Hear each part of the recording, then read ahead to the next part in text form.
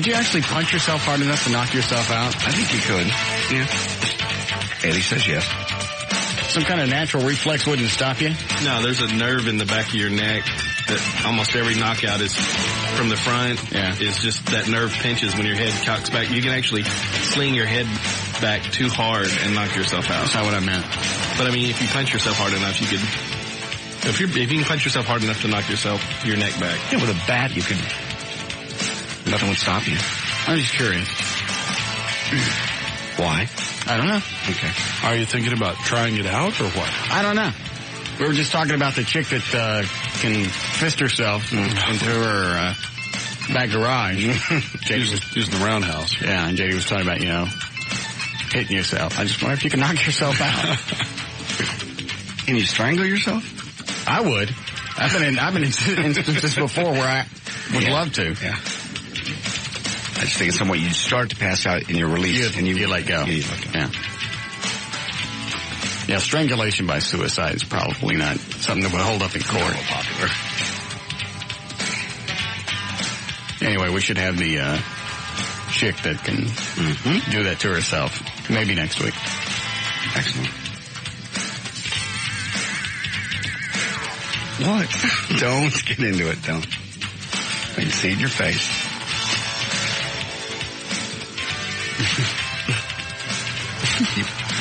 Don't. Eddie and I got a picture of the Pope talking to a bunch of kids. I just emailed it back and forth all morning. Didn't get squat done. Emailed it back and forth with captions. And that's the way we spent the morning.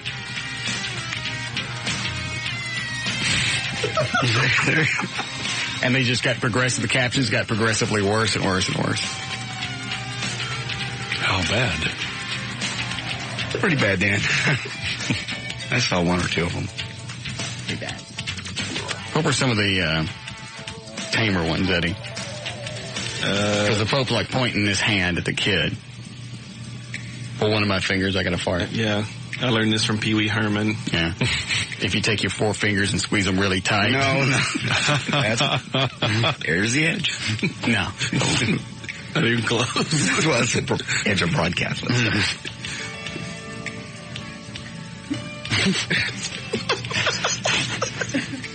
If you want to call in, I'll tell you on the phone. I think it probably looks funnier in print that it's one of those things. It's funny to see those words in print. Yeah, the picture was funny, too. Yeah. That's because he was... Right. All right. Ready to start news? Absolutely. A lot going on today in the news. Is there? No Catholic priest news. Oh, that's not bad. Today. All right. You ready? Sure. Okay.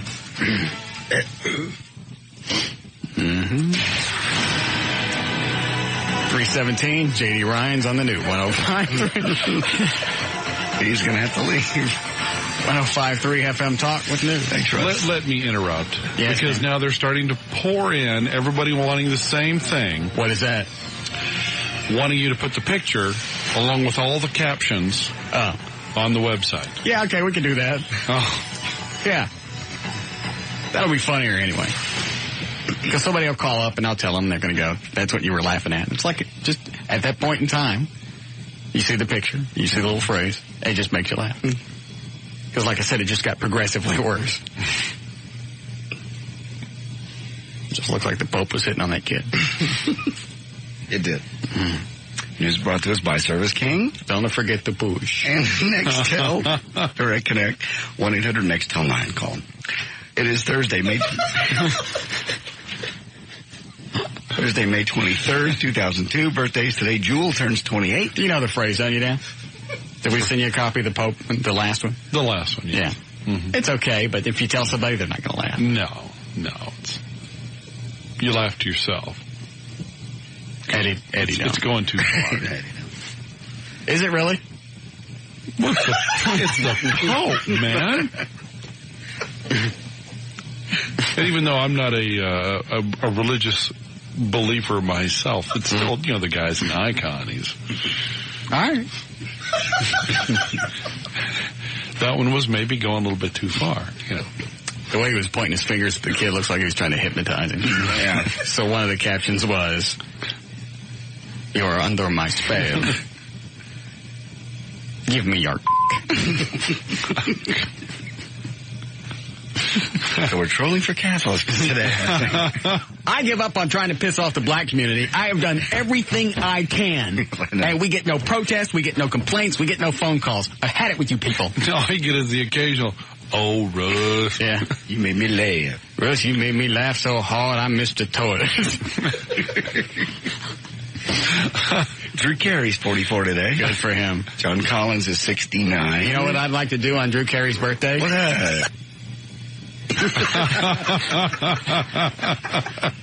I can read your lips. I know what you said. There's news and information.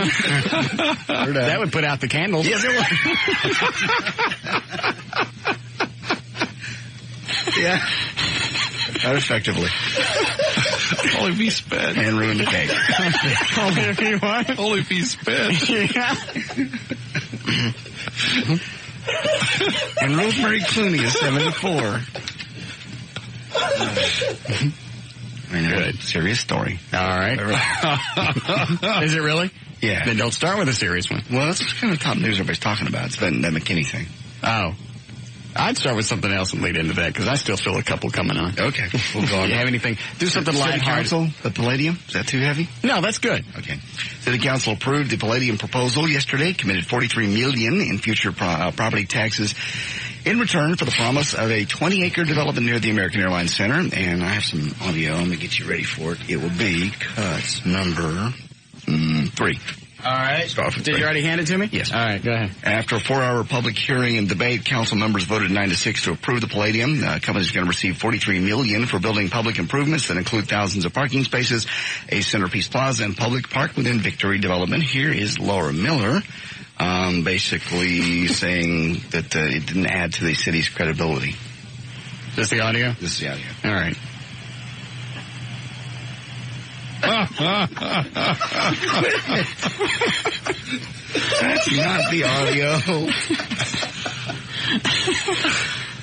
That could be the phrase of the millennium. It could be. What cut is it? I don't remember. It's 3. All right. 3. It's Laura Miller. Okay. Talking about lack of credibility. I wish that we weren't doing this, because I think that we have a lack of credibility with our citizens, and this is one of the reasons why. Mm-hmm. 2 city council members who had been undecided, Ed Oakley and Alan Wayne, praised the project before providing the votes to put it over the top. Here is cut number 4. Mm-hmm. Laura, of course, is the first time she's lost anything since she's been mayor. And here's her spin on how she actually tries to make it look good. Cut number 4. She do a song and dance here? Yeah. All right, hold on. Spinning it basically to make it look like, well, we lost, but. All right, hold on. Here's the positive side. So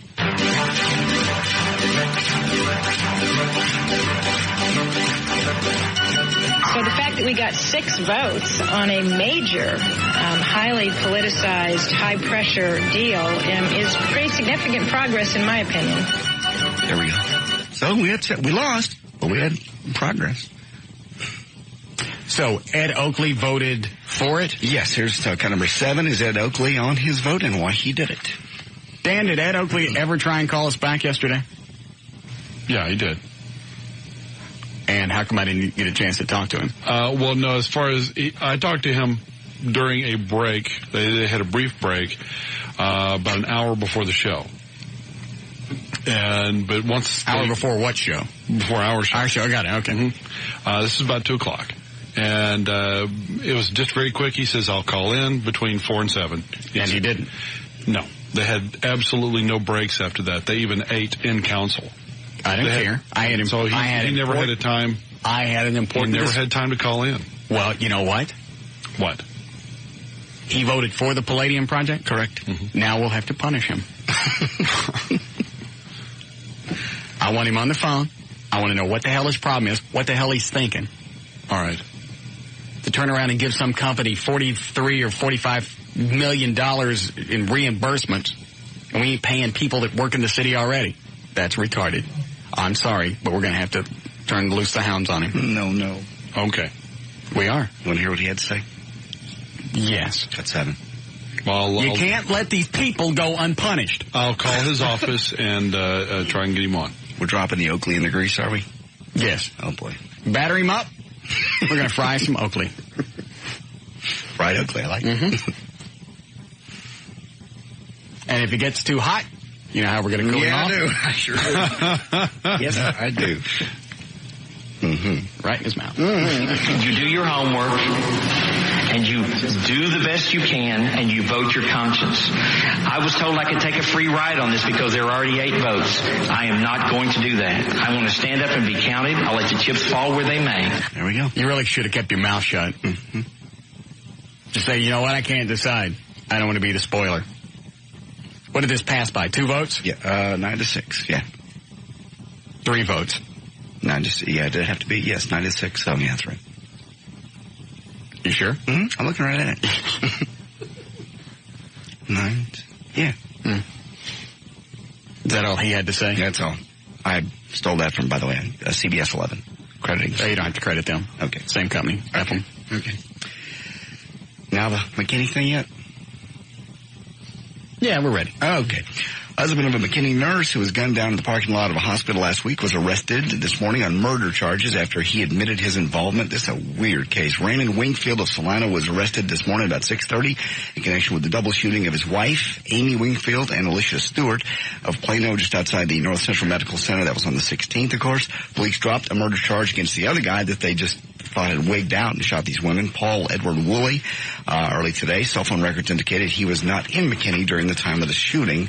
And it all apparently kind of became unraveled when this chick's husband went out to a cemetery yesterday and shot up his own car, then called the cops and said somebody tried to kill him. This is the fireman? This is the fireman. He tried to make it look like somebody was trying to kill the whole family. And he even, who was it? Did you tell me the story about or Dan did, one of them? He even created a traffic accident. He went somewhere, came back the other way, so there would be a traffic report of him coming a certain direction at a certain time. He planned it all out, and then I have no idea what you're telling me. Folded like a deck of cards. Okay.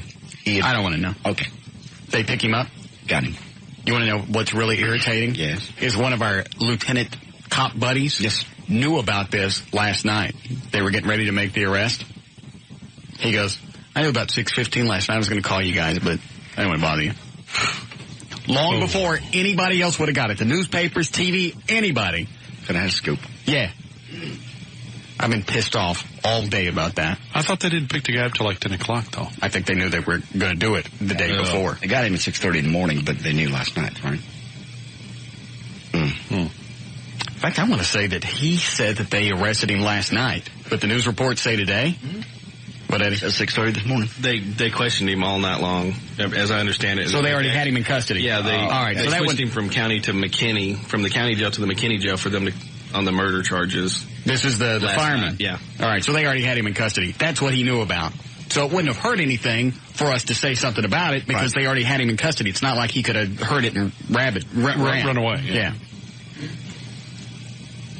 The one exclusive we could have had. We can't control our councilman. We can't control the cops. Some's out of control. What good is this job? You get a hold of Oakley yet? Not yet. Call him and tell him he's in trouble. I called his office. I have some things to discuss with him. Okay. No good having a councilman in your back pocket if you don't do what you tell him. We really never got through to him to tell him, did we? I'm sure somebody told him. What did you tell him, Dan, yesterday when you left the messages? That you wanted to talk to him on the air about the upcoming vote. All right, so he knew that we were concerned about the vote coming up. About the vote. Yeah. All right, he's in trouble. It's out of my hands. I know it is. I'd love to let it go, but I can't because then that sets a precedent for the rest of them. And then the whole council. I really, honestly think we've got the stupidest bastards on the city council of anybody in the country. And now, not only do you not give the firemen and the cops stuff that they need, you turn around less than a month later and give some company $45 million in rebates or coupons or whatever. Incentives. Well, it's going to be done over a period of time, but I don't even care anymore. Screw the cops and the firemen. They don't deserve it anyway. I'm just glad I don't live in the city of Dallas. Go ahead. Austin Man says he has no memory of his life before an ambulance ride a week ago. Sam McNulty. Before what? An ambulance ride a week ago. Sam McNulty disappeared without a trace last week, just before he was to leave for his honeymoon trip to Italy with his brand new bride of 2 days. An ambulance was summoned after they found him slumped on the ground outside a hotel room in Houston. Doctors at Methodist Hospital told her, the wife, that they suspect her husband has classic amnesia. He was getting ready to get on a plane and just walked away. Okay, women who have unprotected sex frequently are less likely to be depressed than those who do not. That's according to a new study. Researchers at New York University say it's due to mood-changing chemicals that are transferred from the man to the woman during sex. All I know, if I was a chick and I was having sex with you, yeah. JD, I'd demand a condom. No, why? I'm completely clean. That's not what I'm worried about. What are you worried about? Oh, stop it. Apparently, semen contains hormones and other chemicals that enter a woman's bloodstream and may act like an antidepressant. So there are things from the male ejaculators? Hormones that come out. Semen that gets into their system that apparently... Does it have to get into their system that way? Yes, I think any other way there's acids and such that kill it. They're not absorbed as readily. What if you hold it under your tongue and get it into your system sublingually? I think that might work. Yeah. I don't know you're going to get too many women to do that. Are you depressed? Go ahead. Okay. Let's see. The Stars and Belfour. They go their separate ways. The Pope has an answer. Nope. Eddie Belfour, after a triumphant and tumultuous 5 seasons with the Stars that included a Stanley Cup, the Ed Belfour era ended yesterday. Stars general manager Doug Armstrong says the team would not re-sign Belfour, an unrestricted free agent, for July 1st. You know what I don't understand, and I'm sure somebody will call and explain it. How do you win and do amazing things not more than 2.5, 3 years ago, and all of a sudden your physical attributes crap to bed? I mean, it's not like this was 10 years since they won the Stanley Cup. No. He did some amazing crap during that year. Why is he a bonehead now? I don't know. I went to a couple of games this season, and he was, at best, lackluster. He just didn't seem to care. Is it some kind of substance abuse, or is he an alcoholic? No, he may have had just had his fill of either the team, the coaches, hockey, who knows. But he just didn't seem like he cared. Hold on. Yes? Russ? Yes. Hey, wow, I actually got straight through. Has anybody talked to you about the Eddie Balfour thing yet? No, you're the first. Okay. Well, the thing with hockey goalies is usually they're pretty good until they hit about their mid-30s. Then they'll usually hit just sort of like baseball catchers. They just sort of hit the wall, and all of a sudden they'll go from good to just crappy in a matter of 2 or 3 years. You know, I don't want to short sell him on what he does, but it's not like he's running back and forth. Excuse me a second. Running back and forth on the ice like all the other players. He sits in one spot. I'm sure it's tense. Mm-hmm. It's, very stressful. Nah, it's a cushy gig. Why would you crap out in a matter of 2 or 3 years? I think it's the reflexes. Just the reflexes can't keep up with a 99-mile-an-hour slap shot. Okay, thanks. And if you're drinking, you may have some degeneration. Is he having a problem drinking? I don't know. There's just been rumors. I mean, yeah, he walked out on the team there for a while. He just snapped and went away, disappeared. They throw him into rehab or anything? That I did not hear. And they had that issue down at the mansion. That was alcohol-induced. Was it? Mm-hmm. Well, we all have that from time to time. Yes, we do. Go ahead, you're on the air. Yeah, I wanted to tell Russ, he did this the last team. Belfort did it the last team he was with. The North Star? Was he with the North Stars? Yeah, I think so. No. The last team Radio down. Sorry. Down, radio. The last 2 years, yes. The last year and a half of his contract with the other team, he started playing awful too. Did he really? Yeah, I think it's almost like he knows it's at the end of his contract and he wants to go somewhere else, so he screws up on purpose. You know what we should probably do to him? What? I'll let you do that, Russ. Okay, thanks. Seems to work for the Pope. Yeah. On the ice, it might freeze. Good. Researchers from Harvard may have figured out why men, when they get married, really, now this is the opposite of what you always say. What? This is New Scientist magazine. Men, when they get married, become less interested in other women. Married men don't get to keep hitting things because nature wants you to stay monogamous. Testosterone levels in all men drop over the course of a day, during the day, but they drop more for married men than for bachelors, okay? Especially if the guy has kids, they even drop further. So your testosterone level drops, A, if you're married, B, if you have more kids. Scientists have noticed this before in birds, and when they injected them with extra testosterone, the birds became much less interested in what was in the nest and more interested in random conquests. So apparently when you get married or you have kids, your daily testosterone drops immediately, and that's, of course, what keeps your sex drive up. I don't believe it. Okay. It's just the researchers at Harvard. I don't know. What do they know? And finally... You know what I'd like to do to them? Yeah, but that's all the way at Harvard. I can arc it. Okay. Renee and Frank Lane. That'd be good. Yeah. Here's more proof. Again, now this supports like a great big McDonald's. This supports. You're gonna get a bounce. You're gonna get a skip. Yeah. This is agreeing with what you said about people there's certain people that just should get sterilized. Renee and Frank Lane of Alliance, Ohio, just outside Canton, a couple who had at least 7 of their kids taken away. One whom they tried to sell had just given birth to their 14th child. The first 6 were taken away or put up for adoption. Then Frank created 6 more replacement kids. The parents from hell lost custody for those in 2000, and they tried to sell their teenage son for $300 to somebody they met on the internet. Later that year, Frank and Renee lost custody of their newborn because of child neglect. Now, with the 14th child out of her 37-year-old womb, they are voluntarily giving this one up for adoption. That is 14 kids. Those are the people that should be sterilized, both of them. Absolutely.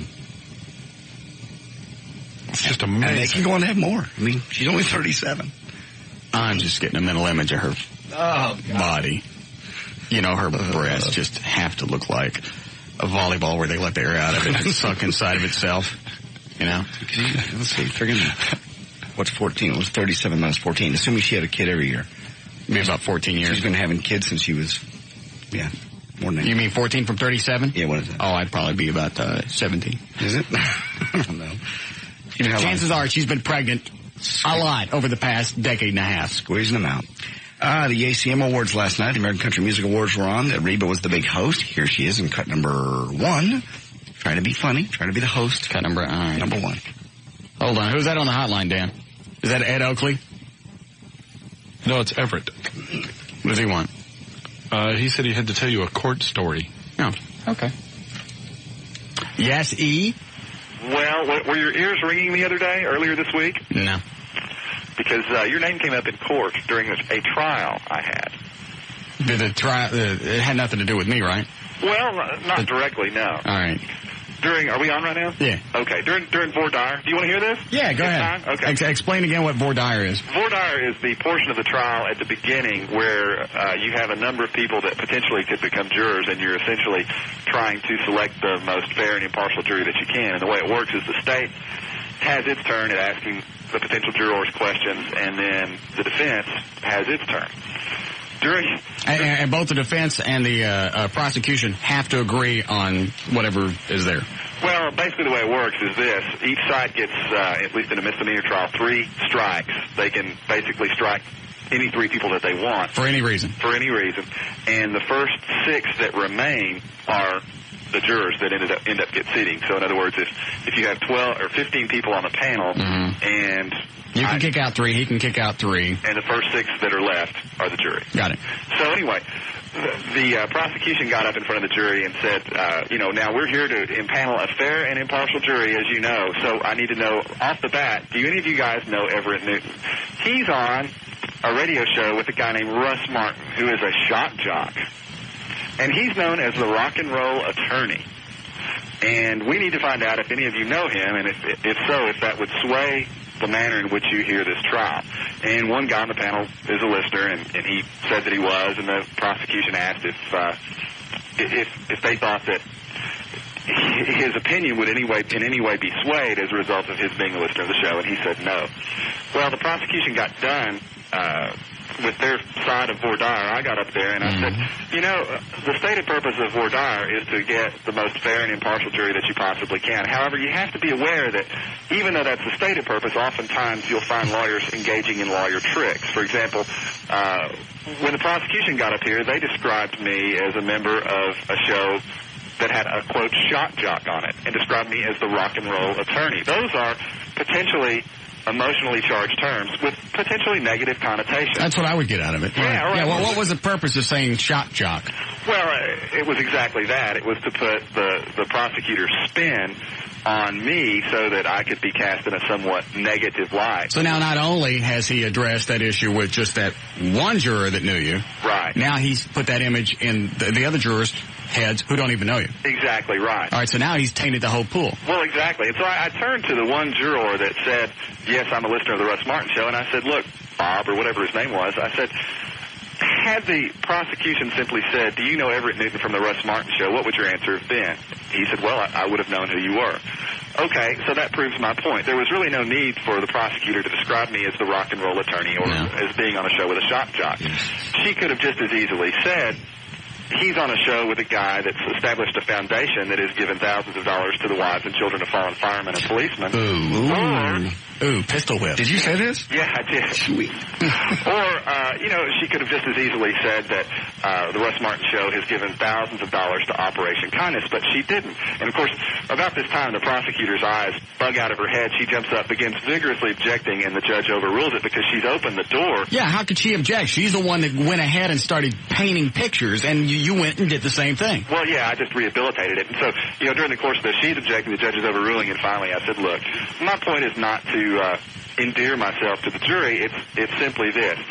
Be aware of lawyer tricks. Don't fall prey to lawyer tricks on the part of the prosecution. Just hear the case on its own merits and decide based solely on the evidence. He pulled a Pope thing on her. Nice slam, yeah. Right in the mouth. Right in the mouth. It was a pretty good time, but I thought it would be interesting to you to know that even when you're not around, your presence is... What was the name of the attorney? I shouldn't say that. Why not? I don't like the fact that she's running around. That's what is it when it's not written down? Is it slanderous? Well, it's part of... I mean, she is correct. I am on your show, and you know, there are some that would consider you a shock jock, so that's not really... I am a talk show host. Yes, you are. But, yeah, I don't want to say her name or anything. But, how about if we guess it? You won't guess her name. Give me a hint. No, I'm not giving you a hint. We don't even know what county this is in, what day it occurred. I just do you have any flies buzzing around her at all? It's not the same DPS chick. No, it wasn't the DPS attorney. Okay. Oh. You ever hear from her? I have not. No. Although I am rigorously pursuing your appeal. How long do you think before that'll happen? Well, everything will be filed within 30 days of assigned judgment. Last time I checked, there still had not been assigned judgment on your case. She's supposed to submit an order that the judge then signs, and I got a letter from the court, I think, day before yesterday. So what happened if she misses that date? Well, you'll likely be good to go. I mean, she's not going to miss that date. Oh, okay. But, all right. But we have 30 days from the date that the order is signed perfect. to yes, appeal. Thank you. You're welcome. All right, good. Hello. Everett Newton, rock and roll attorney. Thank you. That's very good. Quite a long story. Yeah. Such a mediocre payoff. What a dumb bitch. Really? She's got to know, if you've ever listened to the show, and obviously she had, because she knows us and how to categorize the show and Everett's moniker and all of that. Well, someone in the office had told her, and she didn't really know anything. She was just using that, you know, say one of the interns in the office. Or here's some information on him. He's on a really nasty show, and this guy's a shock jock, and he's called a rock and roll attorney. Go get him. Nice twist, though. You gotta hand it to Everett. Well, it's what I've always said about these decency groups. Right. Is they go out, and whether they're attacking Stern or Likas or anybody, they always focus on the crap that they do, or that we do, and they don't bring out anything else. The cops, the firemen, the animal shelter, all the other stuff. Punks. That's okay. We'll find her name. We will punish her as well. With that Oakley. Yes. Same way? Yes, I think we need to get Ed up here, and he needs to get a belt whipping. Ooh. Okay. I'm serious. Until he passes out, or even at least threatens to pass out. That's the only thing that will keep us off of his ass. A belt whipping. Okay.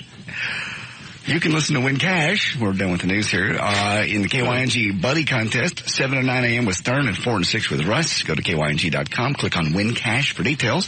And tonight I'll be out at Moose and Vinny's in Arlington. That's at 2301 North Collins, corner of Brown and Collins. I'll be out there with the Bod Squad Bikini Contest, winning T-shirts and all sorts of cool stuff. See you tonight at Moose and Vinny's in Arlington, 9 to 11. I'm J.D. Ryan on the Talk that rocks Texas, the new 105.3 FM Talk.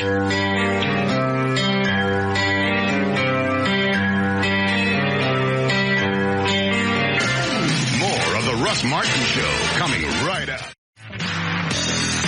Call Russ now at 214-787-1053. All right, 3:50. Let's go ahead and do a check on traffic. Jonathan Dodge at the controls of the new 105.3 FM Talks Light Lightning. Why, thank you, Russell. This from Martin brought to you by Smirnoff Ice and Just Brakes. Are your brakes grinding? Call Just Brakes and ask about their four-wheel fix and reline.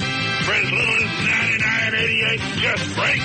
Just stop and think about it. Dallas eastbound, I-20 at Mountain Creek Parkway. 2 right lanes are blocked, and there's debris in the roadway with traffic starting to back up due to an accident. There's another accident westbound, Highway 183 on the service road at O'Connor. That's causing a minor onlooker delay. Westbound, 635 LBJ at Josie Lane. Stalled vehicle blocking the left lane. Westbound, Highway 114 bypass at I-35 Simmons. Traffic reduced to 1 lane due to construction. That's causing a minor delay. And in the mid-cities, westbound, Highway 114 from O'Connor to Walnut Hill. Left lane closed for ongoing construction. But if you go that way every day, you already know. This report brought to you by your Dallas Fort Worth Nissan dealers in the Dallas Morning News. Get yourself a new job. Now finding work in DFW is even easier with Working Smart, a new help-wanted newspaper published by the Dallas Morning News. Look for it in your area today. And I am not at all distracted by you whispering in my ear. I am now immune to you. Your disease, I am the cure.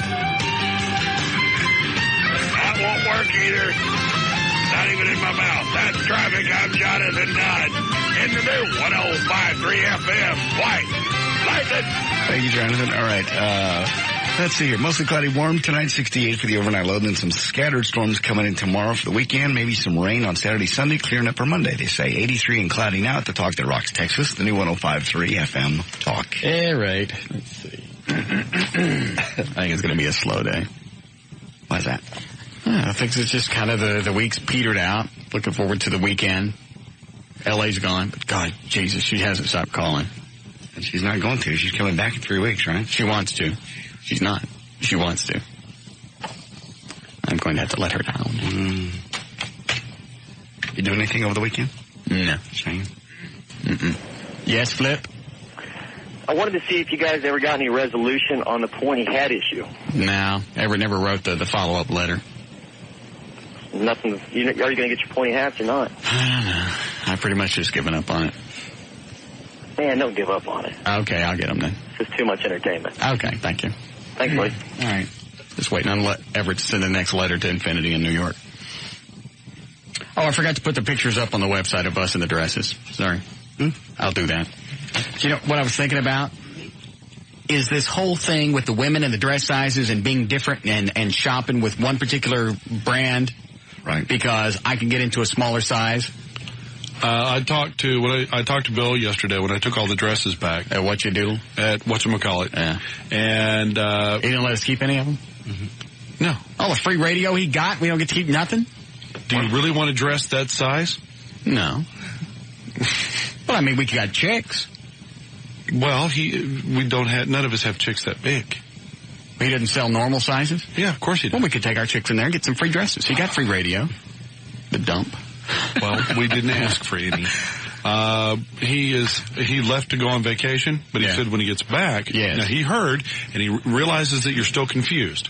I don't even care anymore. It just underlines the fact that I've said before is women can't be honest with themselves. If they could, they wouldn't do this little game of I can get into this dress size because I'm not fat. Yeah, you are. You're selectively shopping so you can finally find some size that fits you, even though that ain't the size you're supposed to wear. Right. They're just looking for a number instead of the right size. He was going to set you up with a bunch of the models that do the dresses for him, for his print ads and so on, and bring them up here so you could get a reference size from each one. He's going to send up a 2, a 4, a 6, an 8. They hot? All of his models are hot. How do you know? Have you seen his billboards or any of his ads? No. They're all very attractive, late teens, early 20s. Oh, is that what those ads are? Mm-hmm. Oh, I saw those on the freeway. I thought it was for like one of those modeling studios where it's just you and the chick. No. No. Whatchamajacket. No. But he said he needs about a week lead time, but he'll get them set up. I don't really care anymore. Oh, well, that way you can just have a little fat chick flip card. I don't care. That's what we could do. Little flashcards. This is a size 4, this is a size 5, this is a 6. Yeah, he's going to bring them up here so you can get a picture with each one, and then you would have a relation. I don't even care anymore. This is a size 2 as well. They're not going to get naked. I don't even care. But it's just women that they don't want to admit it. They don't want to be honest. How could somebody be, if you can't? Oh no, my wife corrected me when I got home. I was wrong about her size. She paged me. I meant fat chicks. But even though she's thin, and the dress size I mentioned was, I think I said 4. A 4. Yeah. She paged me twice and then called me and left me a message telling me I was wrong. And what size is it? She's a 2. Oh. Yeah, I said that to a chick one time, a very thin chick, and went, what are you, size 1? She goes, no, I'm 0. Oh, that's a huge difference. Excuse me. Thought I was being complimentary. Thought you looked more like a 4. Guys, we're more apt to just be happy with ourselves. For the most part. We don't cover up stuff with makeup. We don't wear push-up bras. Somebody sent me a fax. I can't believe this company actually, I'm thinking about having Dan book them on the show. I think I know what you're talking about. What'd I do with it? Is this it?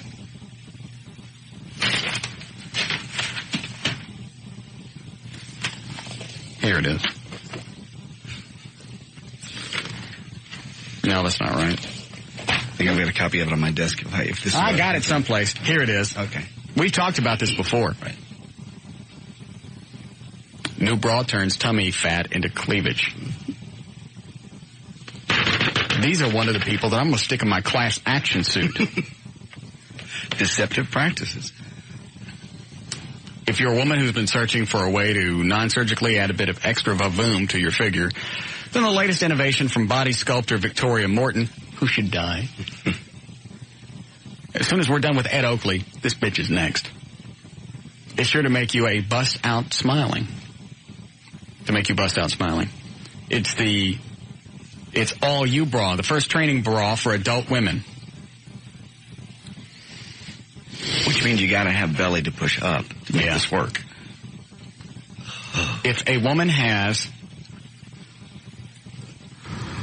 extra tissue anywhere above her waist, even on her back, she can use the bra to create bigger, firmer breasts. Says Morton, who has spent 10 years designing and testing the new bust-building brassiere.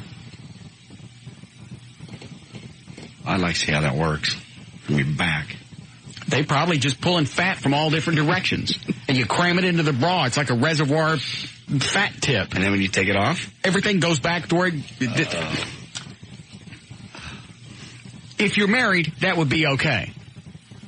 Because you're not out advertising. Right. Husband knows what he's got. But I'm sorry, if I got you home and you started undressing and you're taking stuff off and things are shooting back into its original position, the night is not going to end the way that you thought it would.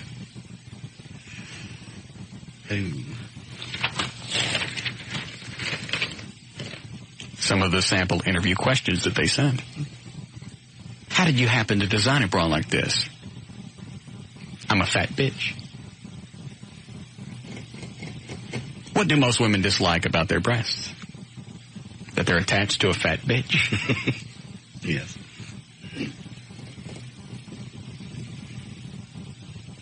Can this bra correct drooping breasts? Not if you're a fat bitch. It doesn't permanently affect anything, right? Or does it? When you said the word training bra, sounds like it's... Maybe I left something out. Hold on. Says spent 10 years. Morton's says she grew from a B. Says you can actually grow. Morton's enthusiasm for the bra's enhancing powers is understandable. She grew from a B cup to a double D cup by wearing her own invention. I'm 60... Oh, no. Oh, no. 60. I'm 66 years old and my breasts are... Oh, no. Maybe it's like a toothpaste tube. You just squeeze it really hard from the bottom. Everything goes up to the top. I'm 66 years old and my breasts are bigger, higher, and firmer than when I was 25.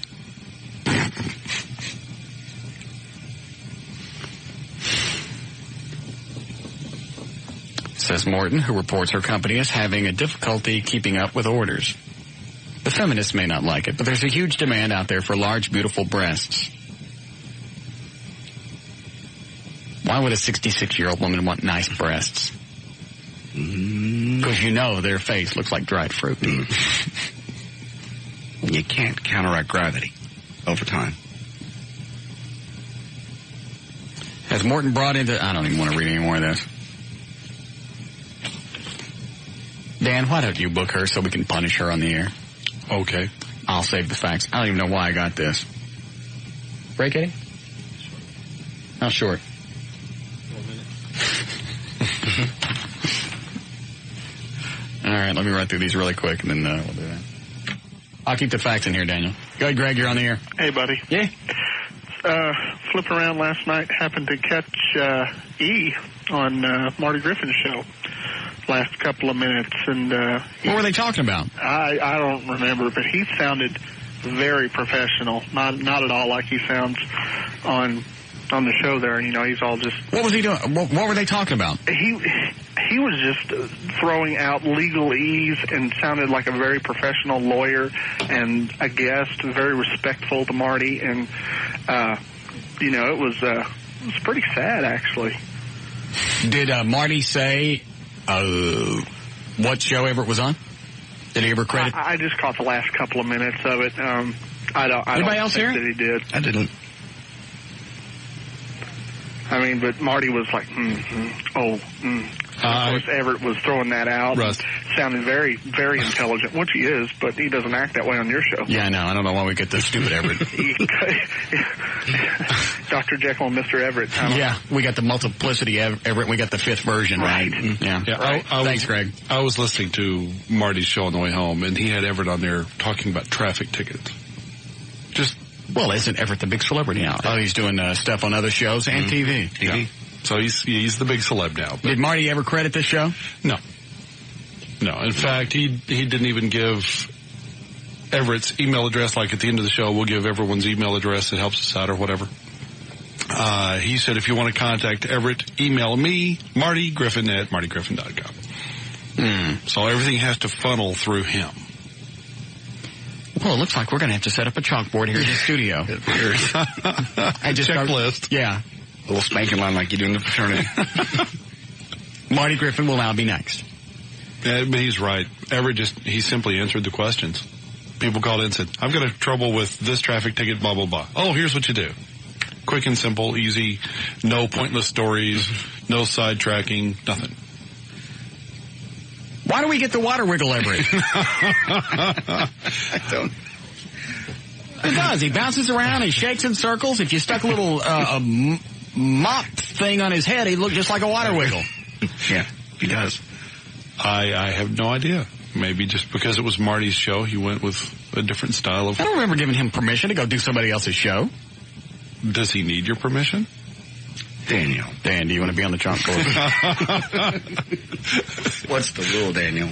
Well, I realize that, what's but the rule, he Daniel? doesn't work for us. What's the rule? He doesn't work for us. Chalkboard. And Marty is a friend. Marty's adult. But he's still our buddy. He's our little short bus buddy, but he's still our buddy. Short bus advocate. Mm-hmm. What is it, Stevie? Yeah, buddy, I do agree with you about women lying about their weight, size, and everything else. But, buddy, I got to ask you a question. All right. Now, didn't you dye your hair? Once about every couple of months. Well, wouldn't that be a little bit of a lie, too? How old am I, Steve? 41. How do you know that? I think you told us. So what am I lying about? All right. Thank you. And you know that I color my hair. Mm-hmm. And when I take my clothes off, my hair doesn't head for the ground. It doesn't turn gray again. Yeah. Everything stays as it is. People know how old I am. I'm the same naked as I am with clothes. Yeah. There ain't no surprises when I start taking my drawers off. That's the point. Now, if you want to do something, all right, Eddie, we'll break. We'll be back.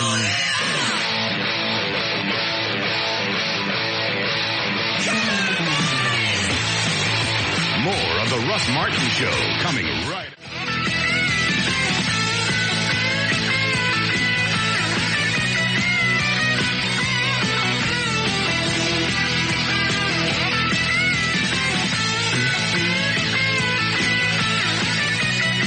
What were we doing right before the break? I forgot. Fat chicks, fake bra, or the fake boob bra. Been getting calls from large women with no boobs wanting to know where to get it. Screw you. How do I get that bra really talking about? Well, you know what? If they're fat chicks, we're not going to want them anyway. True. All right, let me see what the thing is.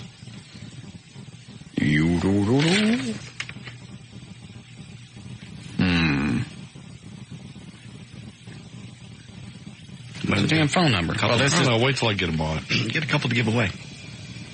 Yeah. Get a bunch of them to give away. Okay. No reason to just give these people free radio and not get something out of it. Yeah.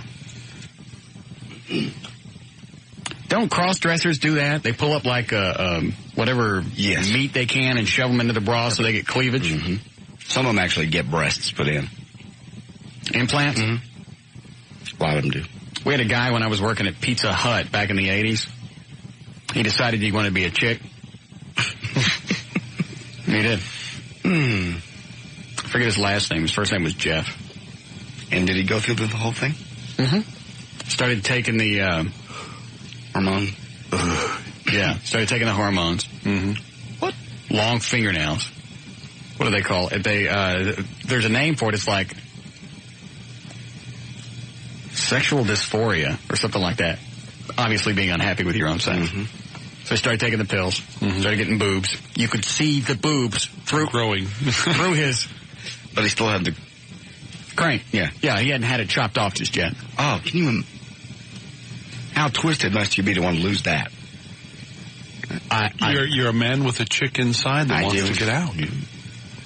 That's just... I wonder if they chop it off. I mean, can you feel anything if you're having sex with a guy? I don't know. Do you understand what I just said? I know what you did. They cut it off. Uh-huh. And then do they... You pay someone to cut it off. They create a and then tunnel? they fold it in. Yeah. Do they create a tunnel? Well, they just punch you really hard in it. Turn it inside out. Oh, man. I know. There was a... Cut it off. I know. Mm-hmm. And it's not just nutbags to do it. There was an airline pilot for a local airline, I won't mention, a captain that did this surgery. Of course, nobody wanted to fly with it. Why not? Same guy.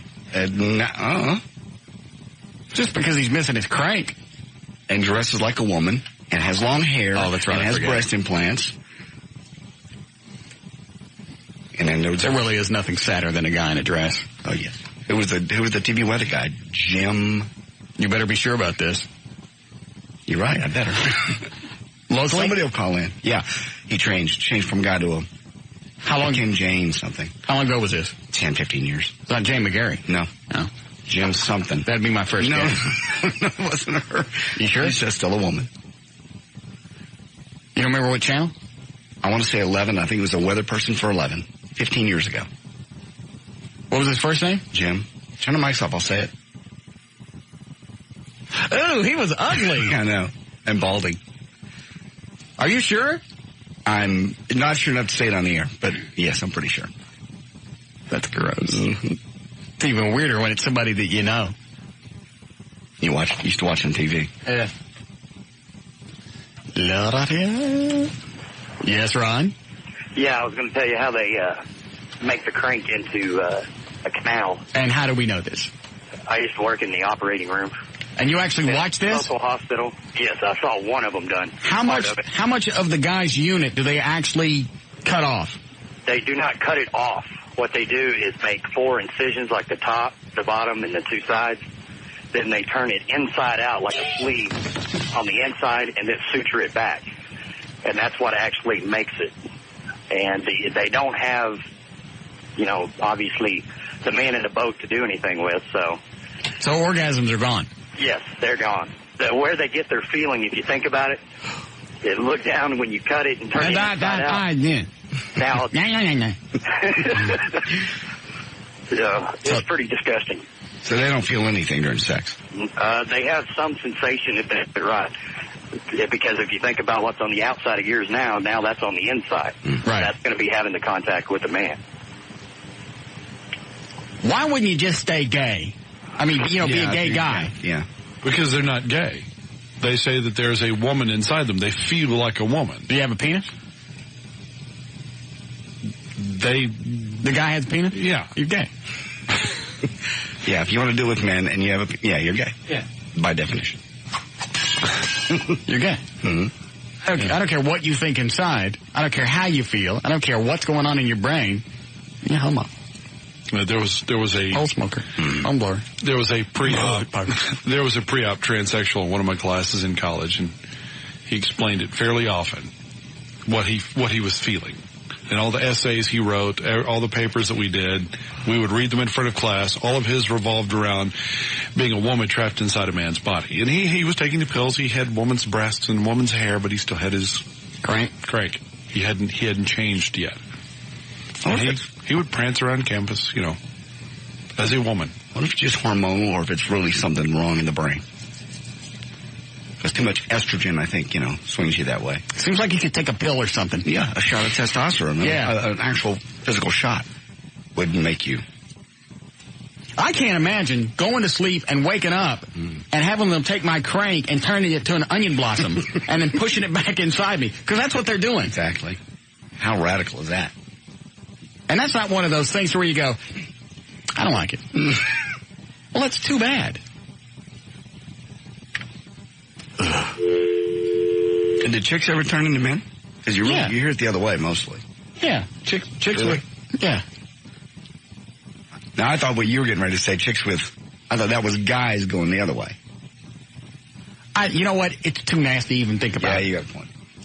But but I don't know what they construct the crank out of, though. Okay.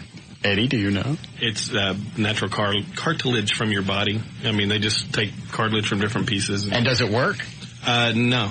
I mean, it's not. It's non-functional? It's except there, to go to the bathroom? I think, in fact, the one lady that I knew that used to be a lady, and now's a guy, had a pump that would pump it up to make it erect. Yeah. Nasty. Mm-hmm. Really? Little holes on the side. Yeah. Fedner puts those in people that are dysfunctional. Go ahead, you're on the air. Hello? Yeah. Yeah, there's a video out there called Shocking Asia. Mm-hmm. And leave it to the Asians. It shows a male go into a sex change, and it shows the whole operation. Actually cutting the thing. Yes, it shows everything up close, personal, right there. And you've seen it? Yeah, I've seen it. How did you watch it? On TV. VCR, I know. How did you sit through it? Oh, it's kind of like one of those Faces of Death movies. It shows a bunch of different... And you just had to watch that? Well, it just popped up, and it was like, what's going on? That's not just a pop-up thing. You know what you're watching. The guy's naked and somebody's got a knife. That's not something you want to see. Well, on one screen... You were stoned.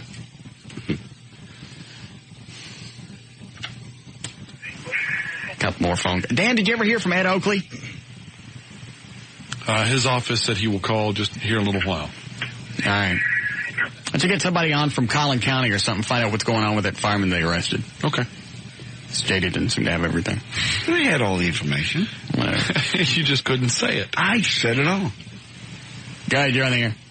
Yeah, it was Jim Littlejohn with Channel 8 Weather. It was on the Dallas Morning News a couple of years ago about him. That did what? That had the sex change operation. Are you sure? Yeah, there was a big old story about him. And you think he was an ugly dude. You need to see him now. He was, what is he? He looked like a short guy on TV. Yeah, he's just like did morning weather or something and moved off, and then, you know, all of a sudden here's this thing. He's like Jane Littlejohn now. All right, thanks. Yeah. That's not his name, is it? Mm-mm. But it's close. It is close. If you took 2,000 pounds of John, you'd have the... Don't. Because we're still not sure. Okay. We're not... Eddie, we just broke. This is the other half. We just came back. All right, I'll take this. Is that Ed Oakley on the phone? No. Oh, I saw Ed on the screen. Yes, Ed? I just, you know, it amazes me that no matter how bizarre the topic is, there's always someone in your audience that knows about it. It is. It's almost like you want to get a little jar and put in just weird crap in there and pull it out and see who knows about it. Uh-huh. We should do that sometime. That'd be fun. Uh-huh. It's just amazing. The stuff these people that love you know.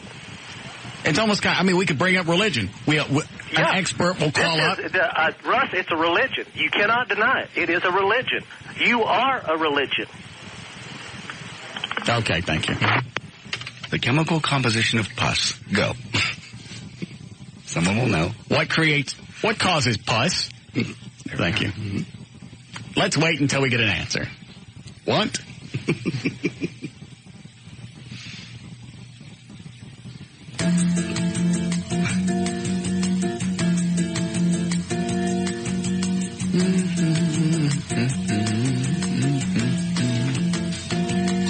Waiting on what causes pus.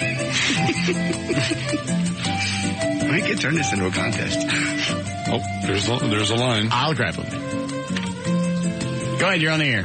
Yeah, it's a battlefield of dead white blood cells that are there, used, that have been, yeah. Thank you.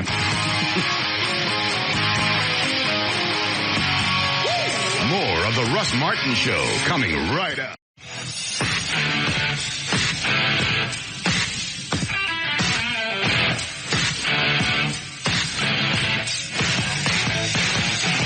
Who did you get? I have the public information officer for Collin County Sheriff's Department. His name is Lieutenant John Norton. Okay. And he's up to speed on everything that's going on with...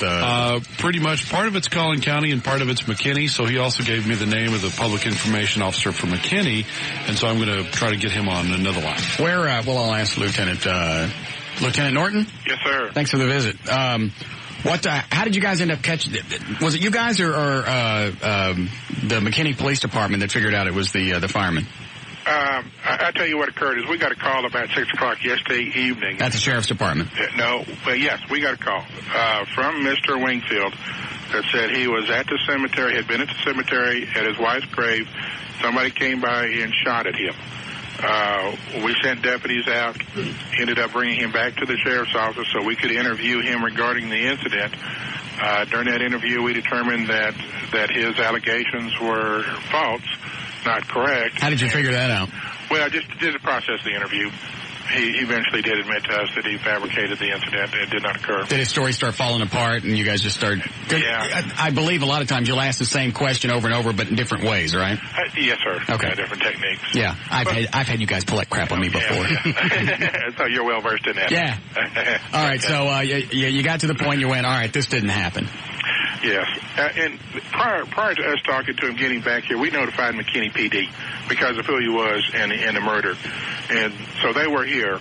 We interviewed him regarding the alleged assault against him and trying to get suspect information, et cetera. Determined that did not occur. And when we were finished with that, then McKinney started interviewing him. And everything developed from there. What was the reason for him alleging the assault? Don't know. I mean, we don't have that motive yet. Because had he not done that, you guys probably wouldn't have been on to him for a while, right? That's a possibility. I don't know where McKinney was in their investigation. I don't know how close they were. Eddie, what were you telling me about the traffic accident? Is this a different guy? On the day the murder occurred, while he was trying to respond to the hospital, he was involved in an accident. And again, that occurred in McKinney, and I don't have any details on it. Was the accident real? That I don't know. Okay. I have no clue. I'm missing something. Why the hell do you go to the cemetery and shoot at your own car? I don't know either. like maybe he was trying to set up, say that someone's trying to kill someone killed her, someone's trying to kill coming after him? Yeah. I mean, guessing, speculating that, he was trying to misdirect us. And if they're shooting at me, then obviously the heat's off him. A vendetta deal against him and the family. Who knows? Yeah. So when did you guys, who picked him up, you or McKinney? McKinney did. I mean, McKinney made the arrest. But you guys already had him in custody? Well, not in custody, no. Questioning? You guys were beating him first. Interviewing. Okay. No, seriously. I mean, he did report this incident, and we did bring him back to the sheriff's office. So that's what it was. Just in the course of questioning, this was when his story fell apart. Just like any victim, we were we brought him in to get statements and to interview him and determine what occurred, and that's when it started coming unraveled. And he admitted to us that he had fabricated that incident, did not occur, and we turned him over to McKinney. What time was that? Was that last night or today? Gosh, that was last night. I can't tell you exactly what time. See, I told you guys that because we've got a cop buddy up north someplace, and he was privy to some of this, and he said he believed it was around 6:15 last night where he actually became arrested. Whatever that term is. No. That's not correct. Because we just got the call at about 6:55 or 6 p.m. 5:55 last night. And by the time we got up to Salina, which is up in the northeast corner of the county, got the story, give him a ride back to the SO, started talking to him. At Sheriff's Office, by the way. SO, office. yeah. And more like it's probably more closer to midnight, 1 o'clock before that occurred. All right. Did any reason yet why he did this? No, I don't know. No guesses? No, I don't even want to speculate. And I guess he shot the other lady just because she was a witness. And again, that's up to McKinney. Really, I don't really have any facts on the murder itself. Oh, good job, Dan. I actually, since he gave me the number for the McKinney Public Information Officer, I called him. He'll talk to us in just a few minutes. Yeah, okay. All right. Well, thank you, sir. We appreciate it. All right, sir. Nice job. You bet. All right. All right, bye. Congratulations to the, was it Collin County Sheriff's Department? Correct. Probably beat it out of him. No. Questioned him until he fell apart. Beat him until he told. No, they don't do that. You know what they probably did to make him talk? No, yeah, they might. That would make you break down. Yeah. Especially if you've been taking a lot of vitamins, because then it stinks. Yeah, I know. Yes, there's an actual odor. You ready for news? If you'd like. Eddie, would you load up the news thingy, please? Dan, just stick you through when you get him. Maybe they know why he killed his wife. How crappy that, whatever problem that you have going on in your own marriage, you go kill your wife, and then you kill some innocent lady just standing there. Having to go to lunch with her. Wrong day. All right, 4:38, J.D. Ryan's on the new 105.3 FM Talk with news. Thank you. News brought to us by Mitsubishi. Call your local Mitsubishi dealer, and it's time to wake up and drive. Speaking of driving, Dallas drivers, be warned you're moving around in one of the 4 cities considered the most unsafe in the country, according to a new study. Nerves of Steel magazine ranks Dallas behind Boston, Washington, and Miami for dangerous driving conditions. Magazine editors said Dallas drivers are lead-footed, drive too fast. In addition, distractions and very few courteous drivers make our roads one of the most dangerous in the country. And you know what sucks? It's back in September, October, I'd say through the end of the year. People were really cool to drive around. Yeah, for a while. Because there was that camaraderie thing.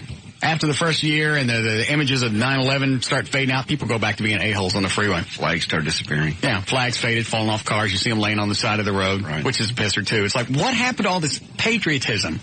You said it faded just like the material on the flag. Yeah.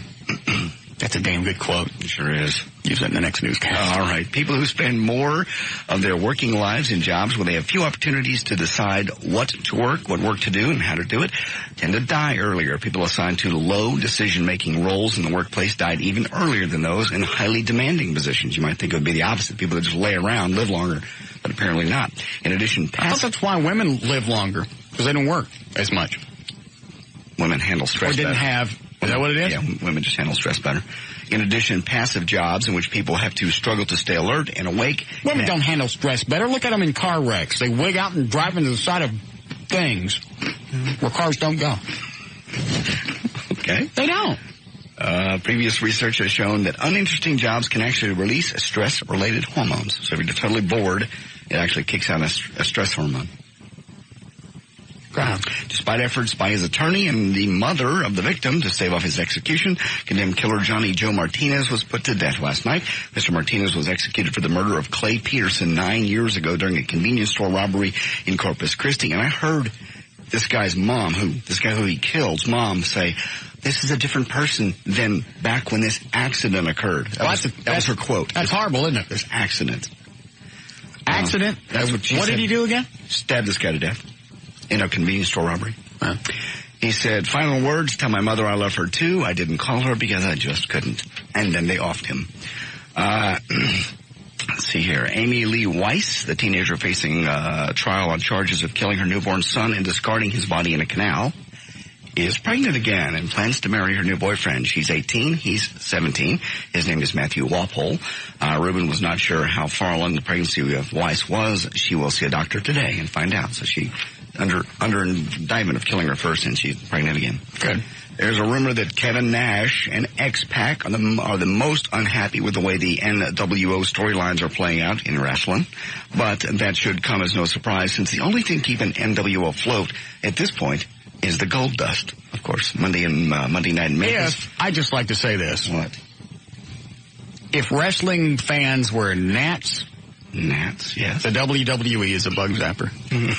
And it just draws them in. Mm-hmm. Bunch of brainless, mindless things. Follower of the light. Bedwetters. Most of them. Yeah. Monday night in Memphis, Goldust came to the ring in full makeup, but dressed as Elvis, Nash, and the Big Show made Booker choose between loyalty to them and to his boyfriend. Damn, put Gary straight there if he calls. Okay, last night the ACM Awards were held out in California. Here, Reba as the big host, cut number 1.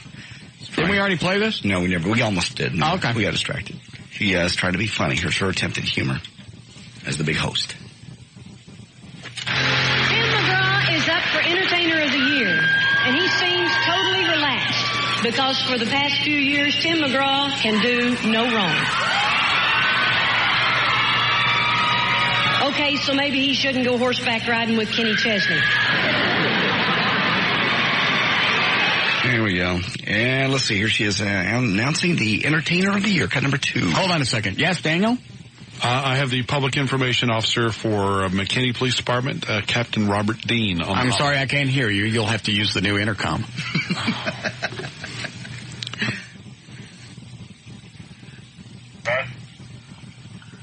Yes. Captain, the captain of the McKinney Police Department, Captain Robert. Sorry, you're breaking up. Try it again. He's a busy guy. He's on hold, waiting on you. Captain Robert Dean, Public Information Officer, City of McKinney. You didn't say over. Over. Bye. All right. Which line? The hotline. For crying out loud. How you turn this stupid thing off? I don't know. Hi, Captain Dean. Hello. How are you? Tired. You been up? Yeah, I guess it's been a long, 36, 48 hours for you guys? Been a long week. Yeah.